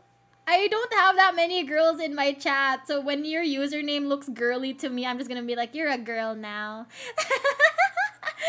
Assigned female by EnaReacts. What's that? I'm near Ecuador, almost 40 degrees normally. What is a siesta? Wait, you don't have siestas in Ecuador. Okay, so a siesta is literally like an afternoon nap, right? And it's like wait, is Ecuador a Hispanic or a Latino country? Because I know there's like a difference between the two. If you're Latin American, you might not have these. It's specifically a Hispanic thing, because like we got these from like the Spanish, right? So like yeah, there is a difference, guys. There's a difference between being Hispanic and Latino. Speaking of which, I know some of you guys were there for like my Shadow the Hedgehog VTuber art stream. I don't want to call him Latino anymore. I want to call him Hispanic. In my head, he's Hispanic, whereas Rouge can be Latina. Like, so the princess decrees everyone's gender. But it's both, right? No, there's like a difference between Latin American and Hispanic. So if you're Hispanic, you were colonized by Spain. If you're Latin American, it's like, I mean, like, think about Latin America, right? That's like Aztecs and the Mayans. So that's a completely different culture altogether. So it's like there are countries that are both, but there's a few countries that are only one of those things. I was like talking to someone about this recently. There is a difference between saying Nordic and Scandinavian. There's like some countries that are both, and some countries that are just like one of the two. So it's kind of like that. So Ecuador, I'm assuming is Latin American if you don't have siestas. But yeah, siestas are just like an afternoon nap because it's so hot during early afternoons. Because you'd think it would be cooler because it's no longer noon, but it's like, no, it's still really hot around like 1 p.m., 2 p.m. So after you have your meal, you want to take a nap. So just it's too hot to work. So you just take an afternoon nap, wake up, and continue working. Easy. Like, Spanish speaking and Latin American. Gotcha. See, there's like a difference because it's like, I think Brazil, for example, is Latin American, but not Hispanic. So there is a difference between those. That explains a difference in tempo, but is there a difference in philosophy, too, that perhaps we in the West haven't appreciated, I wonder? Well, as far as I know it, and, well, I think you've mentioned it in this program, that Indians think that they should never soil their hands. And in the Philippines, I must admit that, well, we're sort of inclined to get white-collar jobs and swivel chairs. Most of us do, especially the new college graduates. We don't want to work with our hands. We want to have, well, big bosses and with pretty secretaries around us. That's the common tendency. Could this give us Swivel proof that we chairs. are lazy? Oh gosh, now you put me in a corner. Ah, I'm trying to give you they're an gang up example. on her. Um, They're ganging up on the white woman. Oh my god. Imagine being poor Judith. You know, you're just surrounded by a bunch of like younger Asians, and they're all like calling you a racist. 1v3. Poor Judith never had a chance. Oh no. He wants to become Mad Men. I just came across a Mad Men clip recently, and I was like, I kind of want to watch Mad Men. I don't watch Mad Men. Yeah, this seems about right. The polar opposite of a white woman jump scare. We have you surrounded. Poor Judith. You criticise the countries which do, you criticise the Dutch, for example, but I know the British, when they started doing their colonisation, they tried to help the countries they were Right. in. But you think that we were butting in and taking away your opportunities? Well, yes, I think so. I as don't a know. I don't different know. temper about the Sure, death of- right. See, here's the thing, right? Aside from Spain, the Philippines was also colonized by England for like 30 years or something like that, I believe. Oh wait, or was it 3 years? I can't remember. But for the Filipinos in chat, like how many years was it that England colonized us? Because I remember after Spain, we were colonized by England, and then we were sold to America for like $1 million. And so it's like, but like the thing I remember hearing about is, in comparison, like England killed a lot of Filipinos during the short time that they had us under their rule, they killed a lot of native Filipinos, or just Filipinos in general, not just like necessarily natives, even the mixed people. They killed a lot of our citizens, like a lot. It was an ethnic cleansing. Third best purchase in American history. You know what? Like I had this conversation with my cousins, and because we were talking about like going abroad for like vacation or work. We had this conversation a couple years ago where we were saying like, you know, we kind of wish they kind of wish like we never got independence from America, because if we were still under American rule, like, you know, like maybe Puerto Rico or Guam, or we're a territory but not a state, we could have easily flown to America without having to deal with like travel visas and stuff like that, you know. So it's like we're just like, man, can't they just build a bridge across the Pacific Ocean from the Philippines to America, you know? Like, you need to do a colonizer vacation tour. Yeah, but like that's what's so interesting. I asked my British friends before. I asked them. I was like, do you guys ever get taught about, like, how do you guys view the Philippines? Do you guys ever get taught about your time when your country ruled over ours? And they said, no, we kind of mention it, but it's like it's not really like a big deal. And it's like we kind of see it as a positive thing that we colonize you guys. And I'm just like, yeah, I figured. We're just like, you know, those few years of suffering, and it's like a blip in their history. You know, that's exactly what being a colonizer is about. You know, you get to write your history in a positive way. It's like, oh, we were helping you guys. You know, you poor little Southeast Asians. We were helping you guys. It's all about the war in Europe. That's why, like, you know, that's why Hitler was the way he was. He was obsessed with like war strategies. He viewed it as like a positive thing. He viewed it as like a glorious thing to be in a European war. You know, he didn't think of it as like a tragic thing. He thought of it as like a chance to get glory in some way, shape, or form. You know, a lot of European colonizers were like that back in the day. We didn't get a chance to be educated. Suffering builds character, exactly. That was when the Dutch were there. Yeah. And do you think if the people in the colony get a chance to get free, you will get them? Do you think? Oh, now we're going right off the subject. Yeah. Oh no! Free us, white woman! My Free friend us! from Malaya is very glad that Malaya will get the independence next year. She's very proud, and she tells everybody that Malaya is going to be independent next year. Yay. Do you think that if you do that to the other places, then you Yes, we will make them satisfied? Well, we hope it will make them satisfied. Every country wants to be independent. That's only natural. But there comes a point somebody to decide whether they're ready to receive their independence. But I know we could go off on another long argument about that. See, we can't shit on her too much. She's just like an 18-year-old who was a product of her time, product of her upbringing, right? Did you just hear how condescending that was? Oh, we were just helping you guys, and some countries aren't ready to receive their independence. Bruh, the way, oh my fucking god, this language.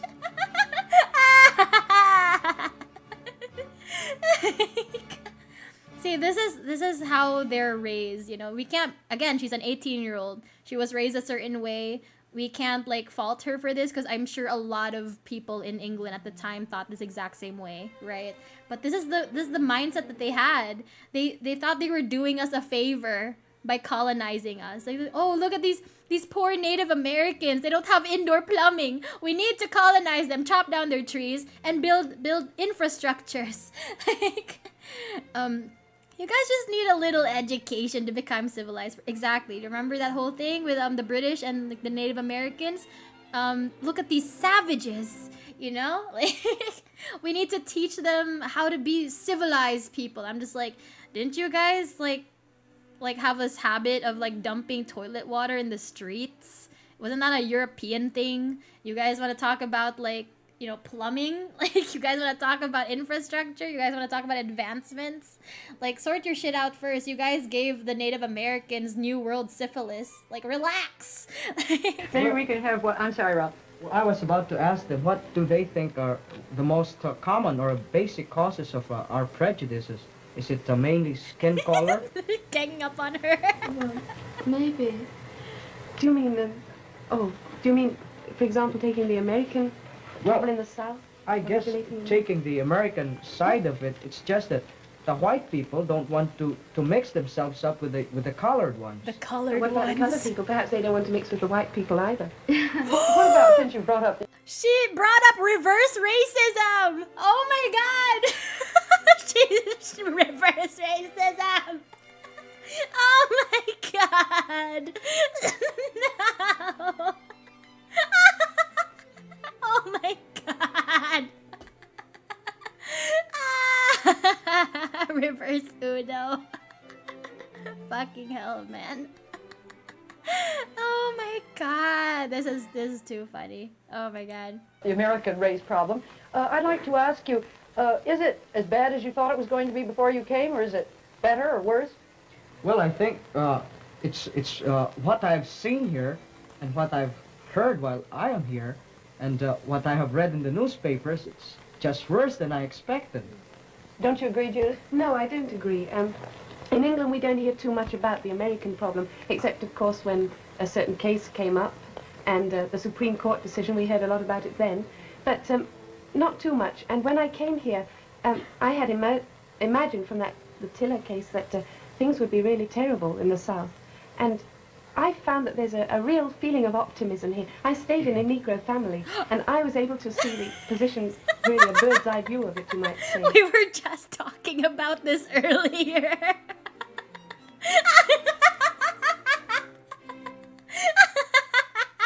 See, there's a difference, right, chat? It's like me saying negro as in like black. Like it's like, oh, look at this this black thing, you know, it's like you know, like black black shirt, so like negrong damit or something like that. And it's like see,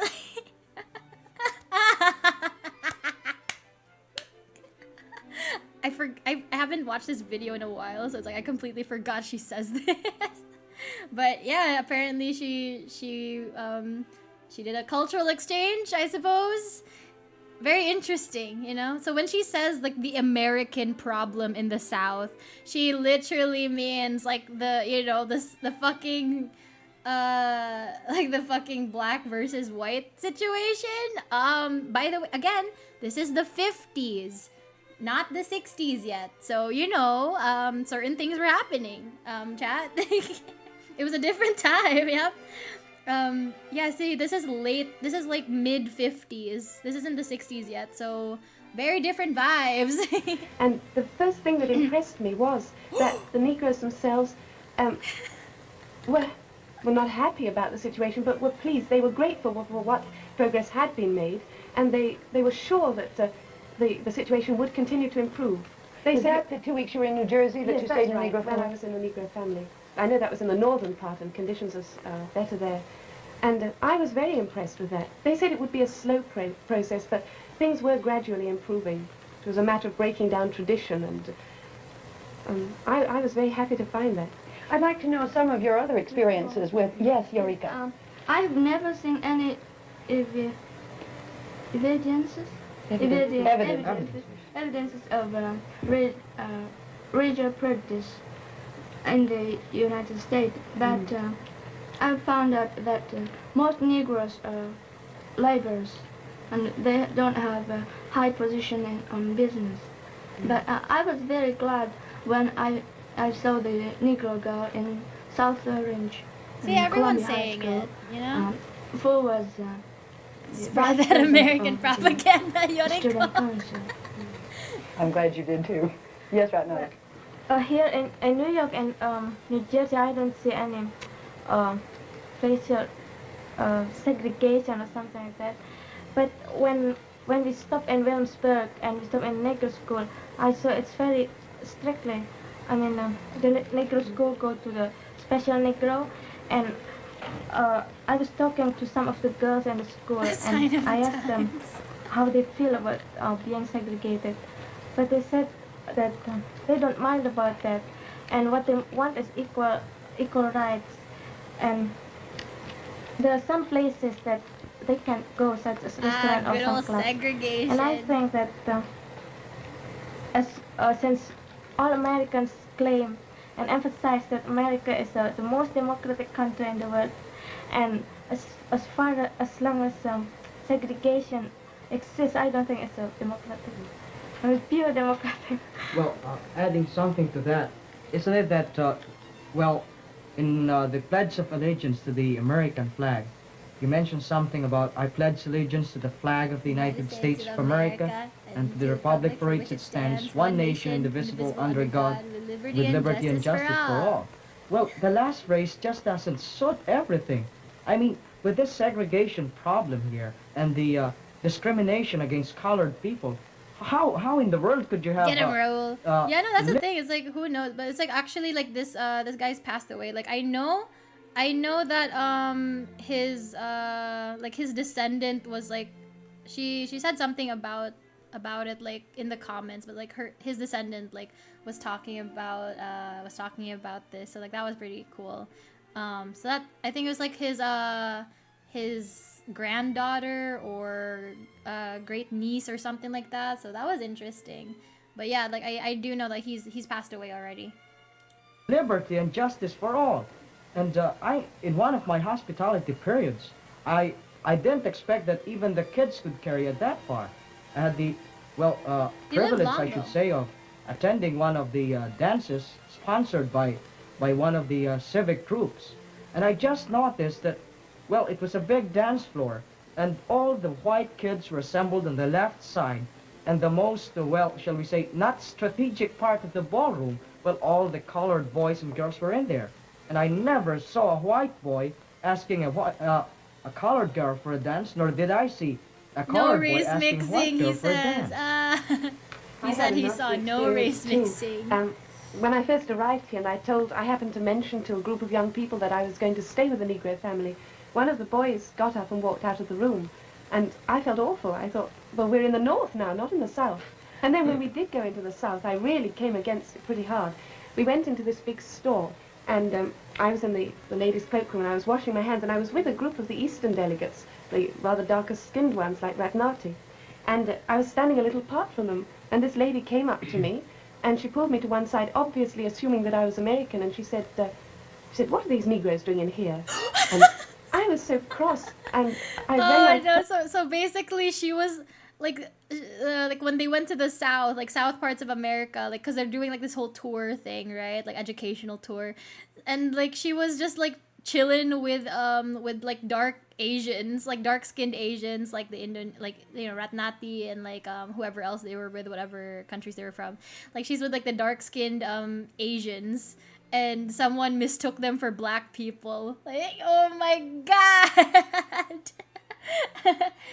They'd be like early 80s, which is pretty young for Japanese women. I mean, like, okay, this 1956, all of them are under the age of 19. So like, just do the math. I know that Raul lived long. He just like passed away though. But I don't know about the others. Like, they could very well still just be like alive. told her as calmly as I could that I was with What them you and got who we these were. people And around of course her for? attitude immediately changed. But it gives you The sort white of a woman nasty handler. shock when you come up against it face to face. You read about it in the newspapers, you hear about it, but you don't really realize the significance of it until it hits you in the face yourself. Yeah, like, I know a lot of you guys are American, so this must be like a little eye-opening for some of you guys, where it's like, because even though this was like in the 50s, this kind of still happens to this day. Like, I, as someone from Southeast Asia, I'm not used to blatant racism like this. You know, it's like we have prejudices, sure, but it's like calling people slurs and, like, you know, throwing acid in people's faces and doing like physical hate crimes is something that I'm not really exposed to a lot. Meanwhile, like, that's like a normal thing for you guys, right? Like, you can assume like lots of things are done because of racism. But it's like, I think like the most that I get exposed to like racism is like when I talk to Americans.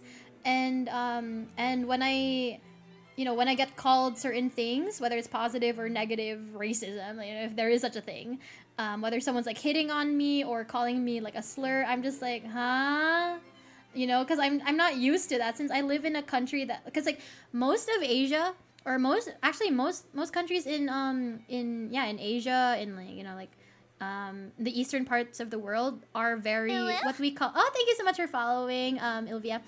We call mono-ethnic, which basically just means it's like the opposite of a cultural hub. It's the opposite of being like a very diverse group, right? Mono-ethnic means like it's basically just like one race. So places like Korea, where most of the people living there are Korean, that's a mono-ethnic country. Japan is the same way. China, the Philippines, Indonesia, like most of these places don't have a lot of foreigners. We have tourists, that's for sure, but like people actually living here, there's not a lot. Like whereas in America, you could say a lot of people living there are Asians, a lot of people living there are Black people, Hispanic people, Latinos.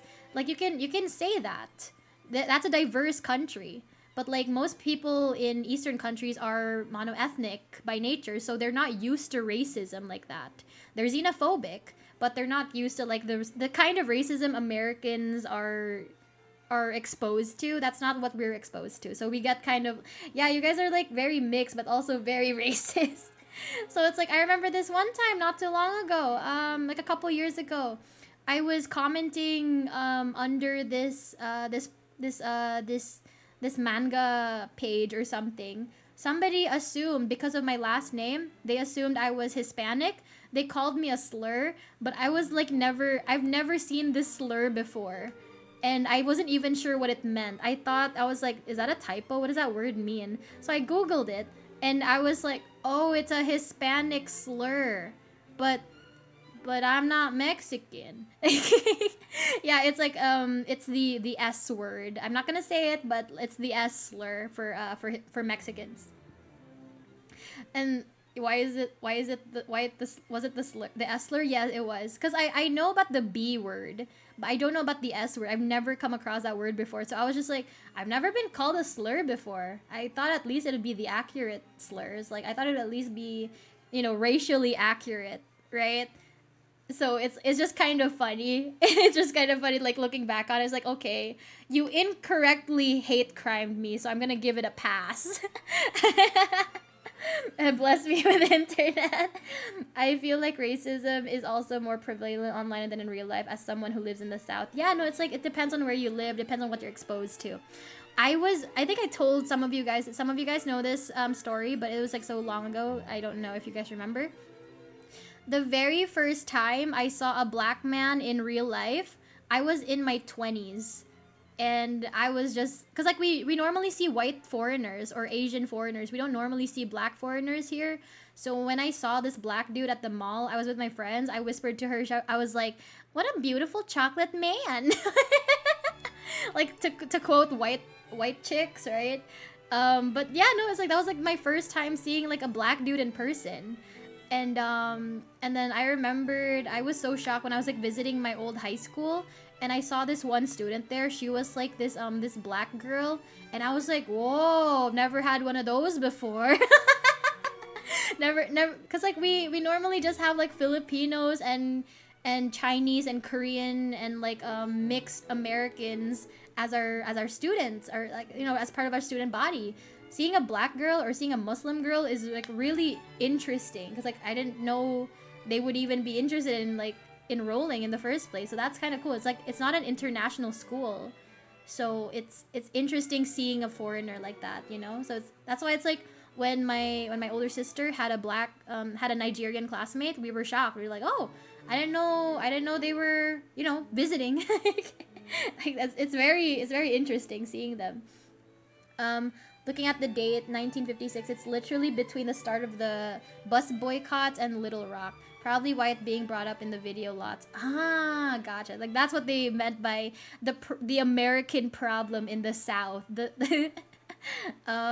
Lots of Black dudes in the Philippines, actually. I used to go bar hopping in Manila and Macau. Well, this was like years ago. So it was like most of the tourists at the time were just like Koreans and like Americans. I remember when a bunch of South Koreans started showing up in the country, I told my dad, I was like, you know, in a couple, I was like joking, I was like, oh, there's gonna be so many Koreans in a couple years, they're gonna like slowly invade our country, ha ha ha. And look at where the Philippines is now. Like most businesses have like some sort of like Korean products involved or something. Like Korean culture is like very integrated into Philippine society nowadays. So that's pretty interesting, you know? It's like like ooh, Korean takeover. It's like seeing a unicorn. Exactly. No, it is though. Like you guys think it's weird, but it's like yeah, I am very foreign coded. Like I'm like, ooh, a black person. Ooh. It's like it's not like I don't point it out to be racist. I'm just like shocked to see one, you know, because I normally just see black people in movies. So seeing one in person is very rare. Lots of black dudes. Okay. Also not that long after Brown v. Board. Also Palawan and Cebu, lots of black bros there too. I remember when I was a kid, lots kids at school used to ask me what part of Mexico I was from, and I had to explain I was born in America. Yeah, look at you, little foreign boy. That was years ago too, back in 2015, so a decade ago now. Gotcha. Major cause of the prejudice is skin colors, and I think I don't know why, but I think the white people think that colored people have dirty skin, and they don't have progressive culture. So the white people are the most great and wonderful person in the world. I think so. On this matter of skin color, if you were here in the summer, you'd see lots of Americans on all the beaches trying to get brown. It's significant. I wonder what that really means. I think we white women have an inferiority complex. The Eastern women and the Negro women have a sort of reputation for being so beautiful. I guess We're a you little just- jealous of them. I guess you just envy us colored people. Yeah, I think so. Oh Is there anything corresponding? God. Raul, get her ass, Raul, get her ass. Yellow fever, let's go. When I was a kid, okay, so my very first real life crush was like this Chinese boy. I think I was like 6 or 7 years old. I had this Chinese Filipino classmate. He was my very first crush. And looking back on it, I think it's like very interesting because at the time I did have yellow fever. Cause like while I myself have Chinese blood in me, I don't look Chinese. You know, you will not mistake me as a Chinese citizen. But like I was constantly visiting my grandma's house when I was a kid, and at their house they used to play a lot of like K-dramas, Chinese dramas, you know, like there was always like Boys Over Flowers, like F4, whatever, like stuff like that, you know. It's like these East Asian dramas that would be translated to Tagalog or Filipino, and that's what I was exposed to. So I would see all these like beautiful like East Asian looking people on screen, and so that became my standard for beauty, right? And so that's why like all the Filipino celebrities that I was attracted to were all like Chinese looking. They were all like Chinese Filipinos, like, and like, you know, just like mestizas basically. And it is kind of funny looking back on it that I did develop yellow fever as a young child because I was exposed to that sort of thing. And when it came to any type of Western cartoon that had an ensemble, I was attracted to the Asian one. You know, when it was like Winx Club, it was Musa, because she was like the Chinese girl. When it was like this comic book series from Europe, it was like a witch. I liked Haylin, also the Chinese girl. So it is kind of funny looking back on it. Hang on. I'm kind of a rare Asian myself. Meanwhile, Asian people, you have to be as pale as possible. No, that's the thing. Okay, it's weird that they're commenting on how, you know, like, oh, like these white women think that, you know, white people think dark skin is dirty, and they're only talking about black people here, but all these Asian countries involved, you know, Japan, the Philippines, Indonesia, we value white skin. We value light skin because it's like a symbol of privilege and like status, right? It's like, oh, you're not like the poor farmers that are out working in the fields all day because your skin is white. That means you're indoors a lot, you know? Like in England, or in Europe, not just England. In Europe, their status symbol was like big skirts, right? Like let's say like Marie Antoinette, like that era, like Rococo fashion. They have these big skirts, basically just like, hey, I'm rich enough that I can afford to wear uncomfortable clothing. I'm rich enough to afford expensive fabrics. So I'm going to get large amounts of this expensive fabric and just wear it around, you know? Like I'm like showing off my wealth to you. In Asia, that would be your like the materials your clothes are made of, but also the color of your skin. If you have very fair skin, they view that as like, oh, this is a person that doesn't have to go outside all the time. This is a person that has to just like stay indoors while everyone else like does work for them, like the servants, right? I guess you could kind of argue that we still have prejudices like that, or a stereotype, because like people to this day, if you have like a private car, normally you wouldn't be dark skinned, right? Because like you have like someone driving you around, or you can afford a car in the first place. You don't have to like take public transport. You don't have to walk around in public, so you're not gonna get a tan. I myself am kind of light skinned, and so people do kind of view me a certain way, right? Compared to a dark skinned person, compared to my morena friends. Like, they do view me as privileged because I'm light-skinned. And that's because I don't have to, like, walk in public all the time. Like, that's why my mom's always telling me to get some sun. She's always telling me, like, you need to stand outside more often. You know, you need to expose yourself to the sun. Like, just step out into the balcony and just, like, stand in the sun for, like, 2 minutes. Just get some vitamin D, you know? And I'm just like, I don't wanna. It's kind of hot. The fact that I can say that is a sign of my privilege. But yeah, it's like I touching grass. I know, expose yourself more. I don't want to. No, I'm not allowed. It's like the fact that I can say like I'm not going anywhere unless there's air conditioning or there's like a roof over my head. I'm not going anywhere unless I can drive there, or I can like take public transport, or not public transport, but like I can take a vehicle there, you know? I'm not walking outdoors. I'm not walking out in the sun unless I really, really have to.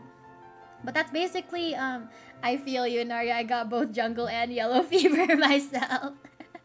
You just like Asians.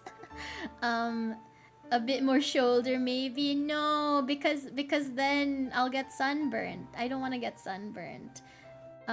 People do think it's funny that some Filipinos, despite living in a hot climate, will wear jackets and long sleeves. It's because it's sun protection. We're not wearing those long sleeve jackets for warmth. We're wearing them for skin protection. Responding to that, You are privileged. Well, Princess. I think am, so, I am. Mrs. Waller, because in the Philippines, it's just funny. There's a common tendency among women. Oh my god, bro's already like setting a tone. He's like, I just think it's funny that Superiority complex. The Eastern women and the Negro women have a sort of reputation for being so beautiful. I And guess we're a you little just- jealous Do you also get carried around in a palanquin? No, but I do have people driving for me. So I guess that's like the modern day equivalent of a palanquin. of them. I guess you just envy us colored people. I think so. well, is there anything corresponding to that in Well, I think so, Mrs. Waller, because in the Philippines, it's just funny. There's a common tendency among women. Well, those who have a dark complexion, I should say, or just a tan Means one, like or just a morena, brown morenos. complexion. Well, especially these high society matrons. Well, even if they've got already wrinkles on their face, they still want to bleach their skin. Suppose you meet one right now and you say, "Oh, good morning," and you see that she's just tanned and brown. But after 3 months, you meet the same person, and with the usual society walk, and trying to be very dignified and cultured and everything. And you just notice that her face was is lighter than before.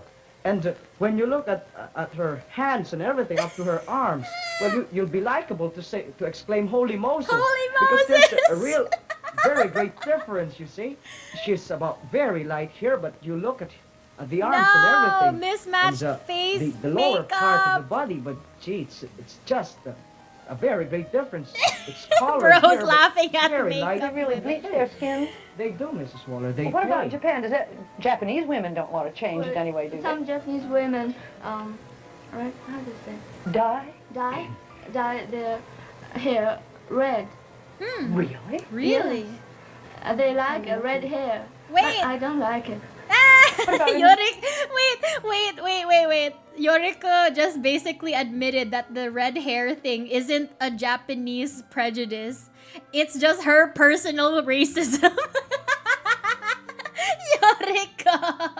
Yoriko-chan, no. She's like, oh no, the redhead prejudice isn't with Japanese people. That's just me personally. That's my personal hatred. Yoriko. No. Oh my god. Also it's funny that Raul said that because in the Philippines we do prioritize skin whitening. It's like you can't go anywhere without seeing advertising for whitening products. We have lotions, we have vitamin E, like capsules, you know, like that are meant for skin whitening. You know, skin brightening is like the term that we like to say nowadays. We have like, you know, like not really makeup, but definitely like you know, we want to lighten our skin naturally I say, but it's like we'll have like papaya whitening soaps and lotions and stuff like this. Like we don't really do skin bleaching, but we definitely prioritize like whitening products as a country, as a society. So it's like yeah, I mean, I use papaya soap. Like I definitely am not as dark as I used to be when I was a kid. Because okay. I was born light-skinned, but then I got tan because of all the summers I spent going to the beach with my family. So at some point, like maybe I was like 11 or 12 or something, I was very tan. I was definitely very tan when I was like 13. And then I started thinking I'm kind of too dark, so I kind of need to like lighten my skin up again because like I hated my tan lines. I had those suntan like sleeve things. You know when you wear a t-shirt and you get tanned, so now you have like this like sleeve marking on your arm. I wanted to get rid of that, so I needed to fade away like the tan. So I needed to like avoid the sun at all costs just so that I could go back to my normal skin tone. And now I just avoid the sun altogether. She's a professional hater. Well, as the Western people try to get darker skin, we try to get lighter skin. But we prevent. The grass is always sun greener on the other side, brother. You're such a nice color now. I don't mind. I think it's When so we go out, then we use long sleeve blouse to prevent from the sun, so we don't get a very dark color skin. Tell me, Marachas, there is a difference between tan lines with bikinis and tan lines with t-shirts, okay? There is a difference. You do not want the tan lines you get from socks. what are your governments, if anything, doing about problems of prejudice? You've each mentioned some government prejudice mandated that racism. exists in your country. What are your governments doing to try to eradicate it? You mentioned the prejudice against hybrids. You mentioned the prejudice against hybrids, too. You haven't told us much about the position of women. Otherwise, by the way, let me ask you right here. Are women any freer in Japan now than they were before the war? Well, before the war, there was no democracy. And women belonged to men, and men controlled women in everything. And Raul's face. How about men now? has first How about opportunity now? to everything. Raul, come on. Relax. Relax, Raul, relax. How about now?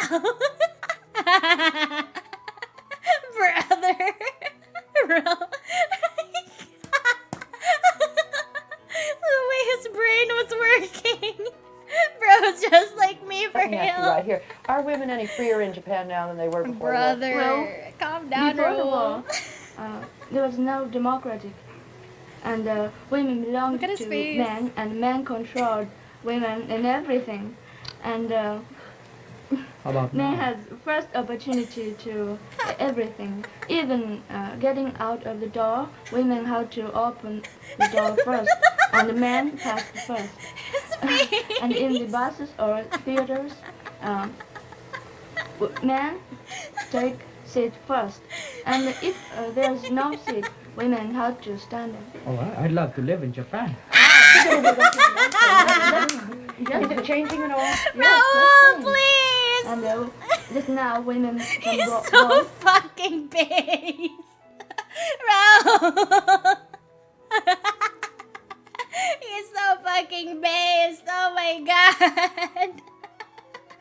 No, because here's the thing, right? The Philippines is a very we're kind of a romantic country in a sense, because I guess that's also that's like some remnants from the Spanish colonization, but it's like when it comes to romance, for example, we do like stuff like harana, which is basically like what is the English equivalent of a harana? It's like you're performing a song for someone, like you're dedicating a song to someone. Serenading is the word. Yeah. So it's like so like we would like this is how like Filipino men would like romance women back in the day, you know? It's like they would pull up with a guitar. That's why every Filipino knows how to play a guitar, an acoustic guitar. Maybe they'll have their friends with them, but they'll show up like, kind of serenade the woman of their desires, like they'll show up and like they'll just like kind of be outside her door, outside her window, just like serenading her in the middle of the night, and we like to respect women in this place, like we like to romance women very properly, and like Yurika's over here saying like, oh no, like women serve the men, and he's just like, oh no, hey, wait a second. EnaReacts. Knock on her window, perform. And women have equal opportunity in everything. Judith, you were talking about your prejudice against Cockney accent a moment ago. Is that still very strong in England, this prejudice of the so-called aristocracy against the Cockney? No, I don't think it's a very serious problem now, especially since the war. You know, this idea that the English speak either with a Cockney accent or else with a very aristocratic accent, that isn't true anymore. And we certainly don't despise people anymore if they speak with that. If you go into the House of Parliament now, you will often hear a North Country accent or a Welsh accent or even a Cockney accent. And we're proud of those kind of people because they are the people who got us through the last war, and nobody would dare say anything against them. In fact, it's the aristocratic accent which is the other side of the fence, and people laugh at that nowadays, I'm afraid. Don't In fact, believe you may her think that my lies. accent is a little cultured, but I assure you back in England, I have not quite a Cockney accent, but still an accent. At least you mean to say your schoolmistress would not totally approve of you? Oh no, I should be corrected. Judith, Quite I a lot. hate to think what's going to happen when you go back after 3 months here. So do I. You'll write me about that, won't you? Yes, I wanted to have time to ask you what you thought individuals could do in terms of eradicating prejudice. But our time's almost up. Anybody got a quick answer? Well, I guess we should carefully examine the individual first before passing any judgment on him. And if we ever pass a judgment, we should be just with it. Hell yeah. That's a good Based note as to end always, on. Raul. Thank you, Nati, Yoriko, Judith, and Raul. Next week, we're going to continue on this subject of prejudice with 4 delegates from Africa, 1 white and 3 colored. The delegates from the Union of South Africa, Gold Coast, Ethiopia, and Nigeria. That's a crazy lineup, though. That's a crazy lineup. 1v3. She covers the Japanese girl base. Oh my god. Hey, more Raul. More Raul. I wonder if this is the one where that descendant is. See, like everybody's literally just complimenting Raul. Hell yeah, Raul. Good on you, Raul. Hell yeah. No, like, dude. So fucking funny. So fucking funny, chat. Jesus. But like a 1v3 with like 1 white kid and like 3 black kids talking about Africa. Brother. Oh my god. This was hella based. This is like a freaking based ass like channel. Jesus. Ah! Raul got the voice buff. No, yeah, he does, right? It's like a lot of people were like, "Oh my god, I can't believe this guy's like 15, 16," you know? It's like he's so like well spoken, and it's just like a product of the time. People just be talking like that at the time, you know? So that's pretty interesting. So chat, do you guys think that we solved racism in this stream? Do you guys think we solved racism, chat? Like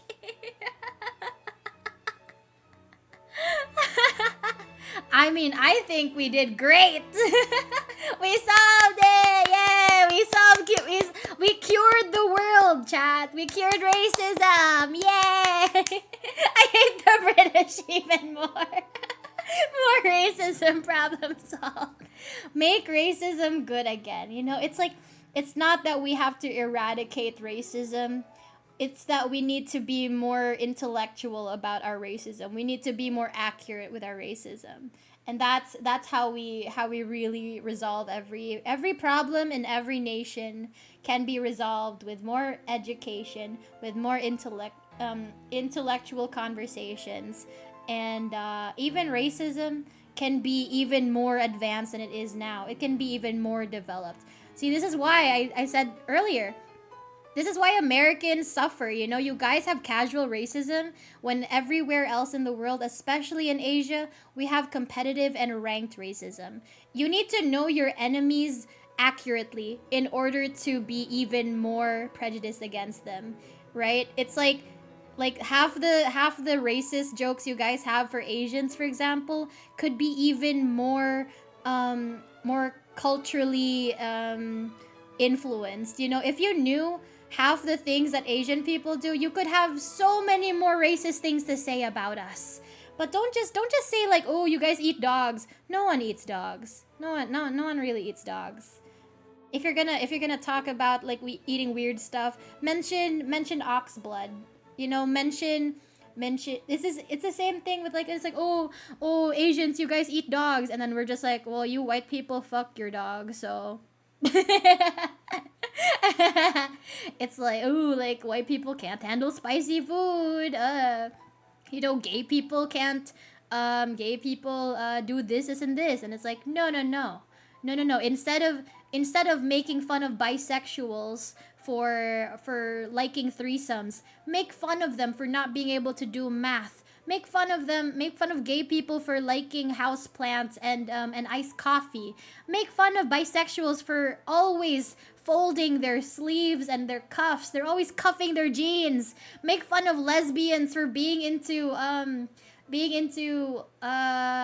don't know, lumberjacking. Make fun of them for knowing how to use power tools and how their relationships take like 3 days before they decide to move in together. Make fun of them for the U-Haul van. You know, it's like you can educate yourself so that your racism becomes even more advanced, you guys. That's my lesson for you guys today. Hold on now. I'm with the gays on iced coffee. Imagine being bi and still being single. Yep, you're all by yourself. Haha. And see, it's like, no, it's like, so this is, if you guys can take one thing from this stream, it's learn more about your enemy in order to defeat them more accurately and precisely. More efficiently, you know. It's like, that's why I was so upset when that guy called me the S slur, because I'm not Mexican. If he called me an actual Asian slur, I'd be like, alright, fair enough, you know? But it's like, the fact that he was wrong was just like, aw, dude, like, you can do better than that. Come on. It's like trying to fight a blind person. It's like, come on, we can do better than this, chat. We can be even more racist than this. So, cure racism. You know, we have to fix racism. I don't mean absolve it. I don't mean get rid of it. I mean make it better. I was going to mention Matt Murdock when I said like it's like fighting a blind guy. You know, maybe the blind guy's good at fighting. I don't know. Maybe he's good at fighting. Your ignorance betrays your true feelings of hatred. Exactly. It's like like you need to yeah, just improve your racism, guys. It's like you like think about all the like the the infamous and iconic anime beefs there are, you know, like Vegeta and Goku. You think their battle is that legendary because Vegeta doesn't know shit about Goku, because Vegeta doesn't know how to fight Goku? No, no, you need to level up your hatred even more, you know, like Shadow v Sonic, Vegeta v Goku, you know? You can't be like level 1 hater. You need to be a level 100 arch enemy, you know? Racist maxing. Exactly. So if there's one thing I can tell you guys, you know, educate yourselves about different cultures and different countries. You know your enemies even more. It's like I have things to say about the British because I hung out with British people. I now know all your weaknesses. I wouldn't know about Wagwan Bifting, what's your BBM pin, if not for the British people I hung out with, right? And now I can hate on British people even harder, right? Because before that, all I knew was like, ooh, tea and crumpets. But now I can talk about I can talk about Asda. I can talk about about Chinese cuisine. I can talk about how they love curry so much despite not knowing how to make it. I can talk about how much they love they love kebabs and like fish and chips, you know. But like the tea and crumpets was baby talk. That was like child's play compared to half the things I know about the English now, you know. Yeah, gotta learn more about other countries to become the ultimate racist. See, there's a reason why people approve of Zoro's wait, not yeah, with was that his name? Was that Zoro? Wait, was the green-haired guy from One Piece? Was it Zoro? Yeah, like they call him the minority hunter. So it's like you can't just be hating on one group. You have to hate on every group. That's how you become the ultimate life form. The ultimate racist. Insult the British for their poor wastewater management policy. Exactly. I wouldn't have been half as racist as I am now if not for the fact that I know stuff about Boris Johnson or what was her name? Margaret Thatcher. You know, you need to educate your things on other cultures in order to efficiently strike where it hurts the most, you know. You need to strike your enemies where they're most vulnerable. If you tell an Asian person, ooh, ching chong, ahaha, you eat dogs, no one cares. You might as well tell a woman to go into the kitchen and make you a sandwich. We've heard it so many times before. We're desensitized. Come up with better material and then we can talk, you know? A lot of Asians do talk like this. They do say like, you know, it's like we're kind of sick of the dog eating jokes. Come up with better material and then we'll appreciate your racism, you know? Because I'm sure white people are sick of like, oh, white people can't handle spicy food. White people can't dance. You know, it's like I'm sure you guys are sick of that. So at least like if we come up with like more material, you guys will appreciate the racist comments more. You know, be creative with your insults. Don't stick with the stereotypes. And that is my general consensus. That is the general consensus of like most Asians when it comes to insults and hate speech. If you're gonna make hate speech a part of your vocabulary, be creative with it. You know, you gotta advance your hate speech a little bit more. Otherwise, it's not even worth hearing. Like, thank you for your wisdom. Yeah, it's like again, I'm trying to raise you guys to become competitive racists, okay? No more casual racism in this chat. Like oh my god. Anyways, I'm gonna have to go for now. I'm gonna go look for dogs to consume. But I will let you guys know if I'm gonna have another gorilla stream or not on Twitter. So make sure to follow me on there. What's my What's my thing? Is it this? Nope. I don't care. It doesn't fucking matter. Wait, I can pin it. Wait. I'll just look for a thing. Here it is. Yeah. So yeah, make sure to follow me on Twitter to find more hate speech from me. And keep up with all my racial slurs that I've come to find and learn. I want to spread hate the same way I spread my legs. Professional streamer. Is this a cancel me stream? Shh. This is an educational stream, okay? You can't hate me for trying to educate the people. This is a very educational stream, and we have Mozart playing in the background. We're trying to get wrinkles in our brains, you know?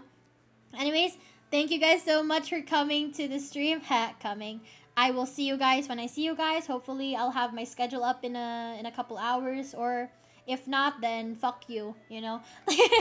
See you guys next time. Bye. Good night, everybody. Mwah. Okay, let's look for someone to raid into, or not, or yes. I don't know. I don't fucking care. Let's raid into somebody. Lulu's available. Let's raid into Lulu. But like, good night, everybody. See you guys when I see you. But until then, take care. Bye. Good night. Mwah. Bye.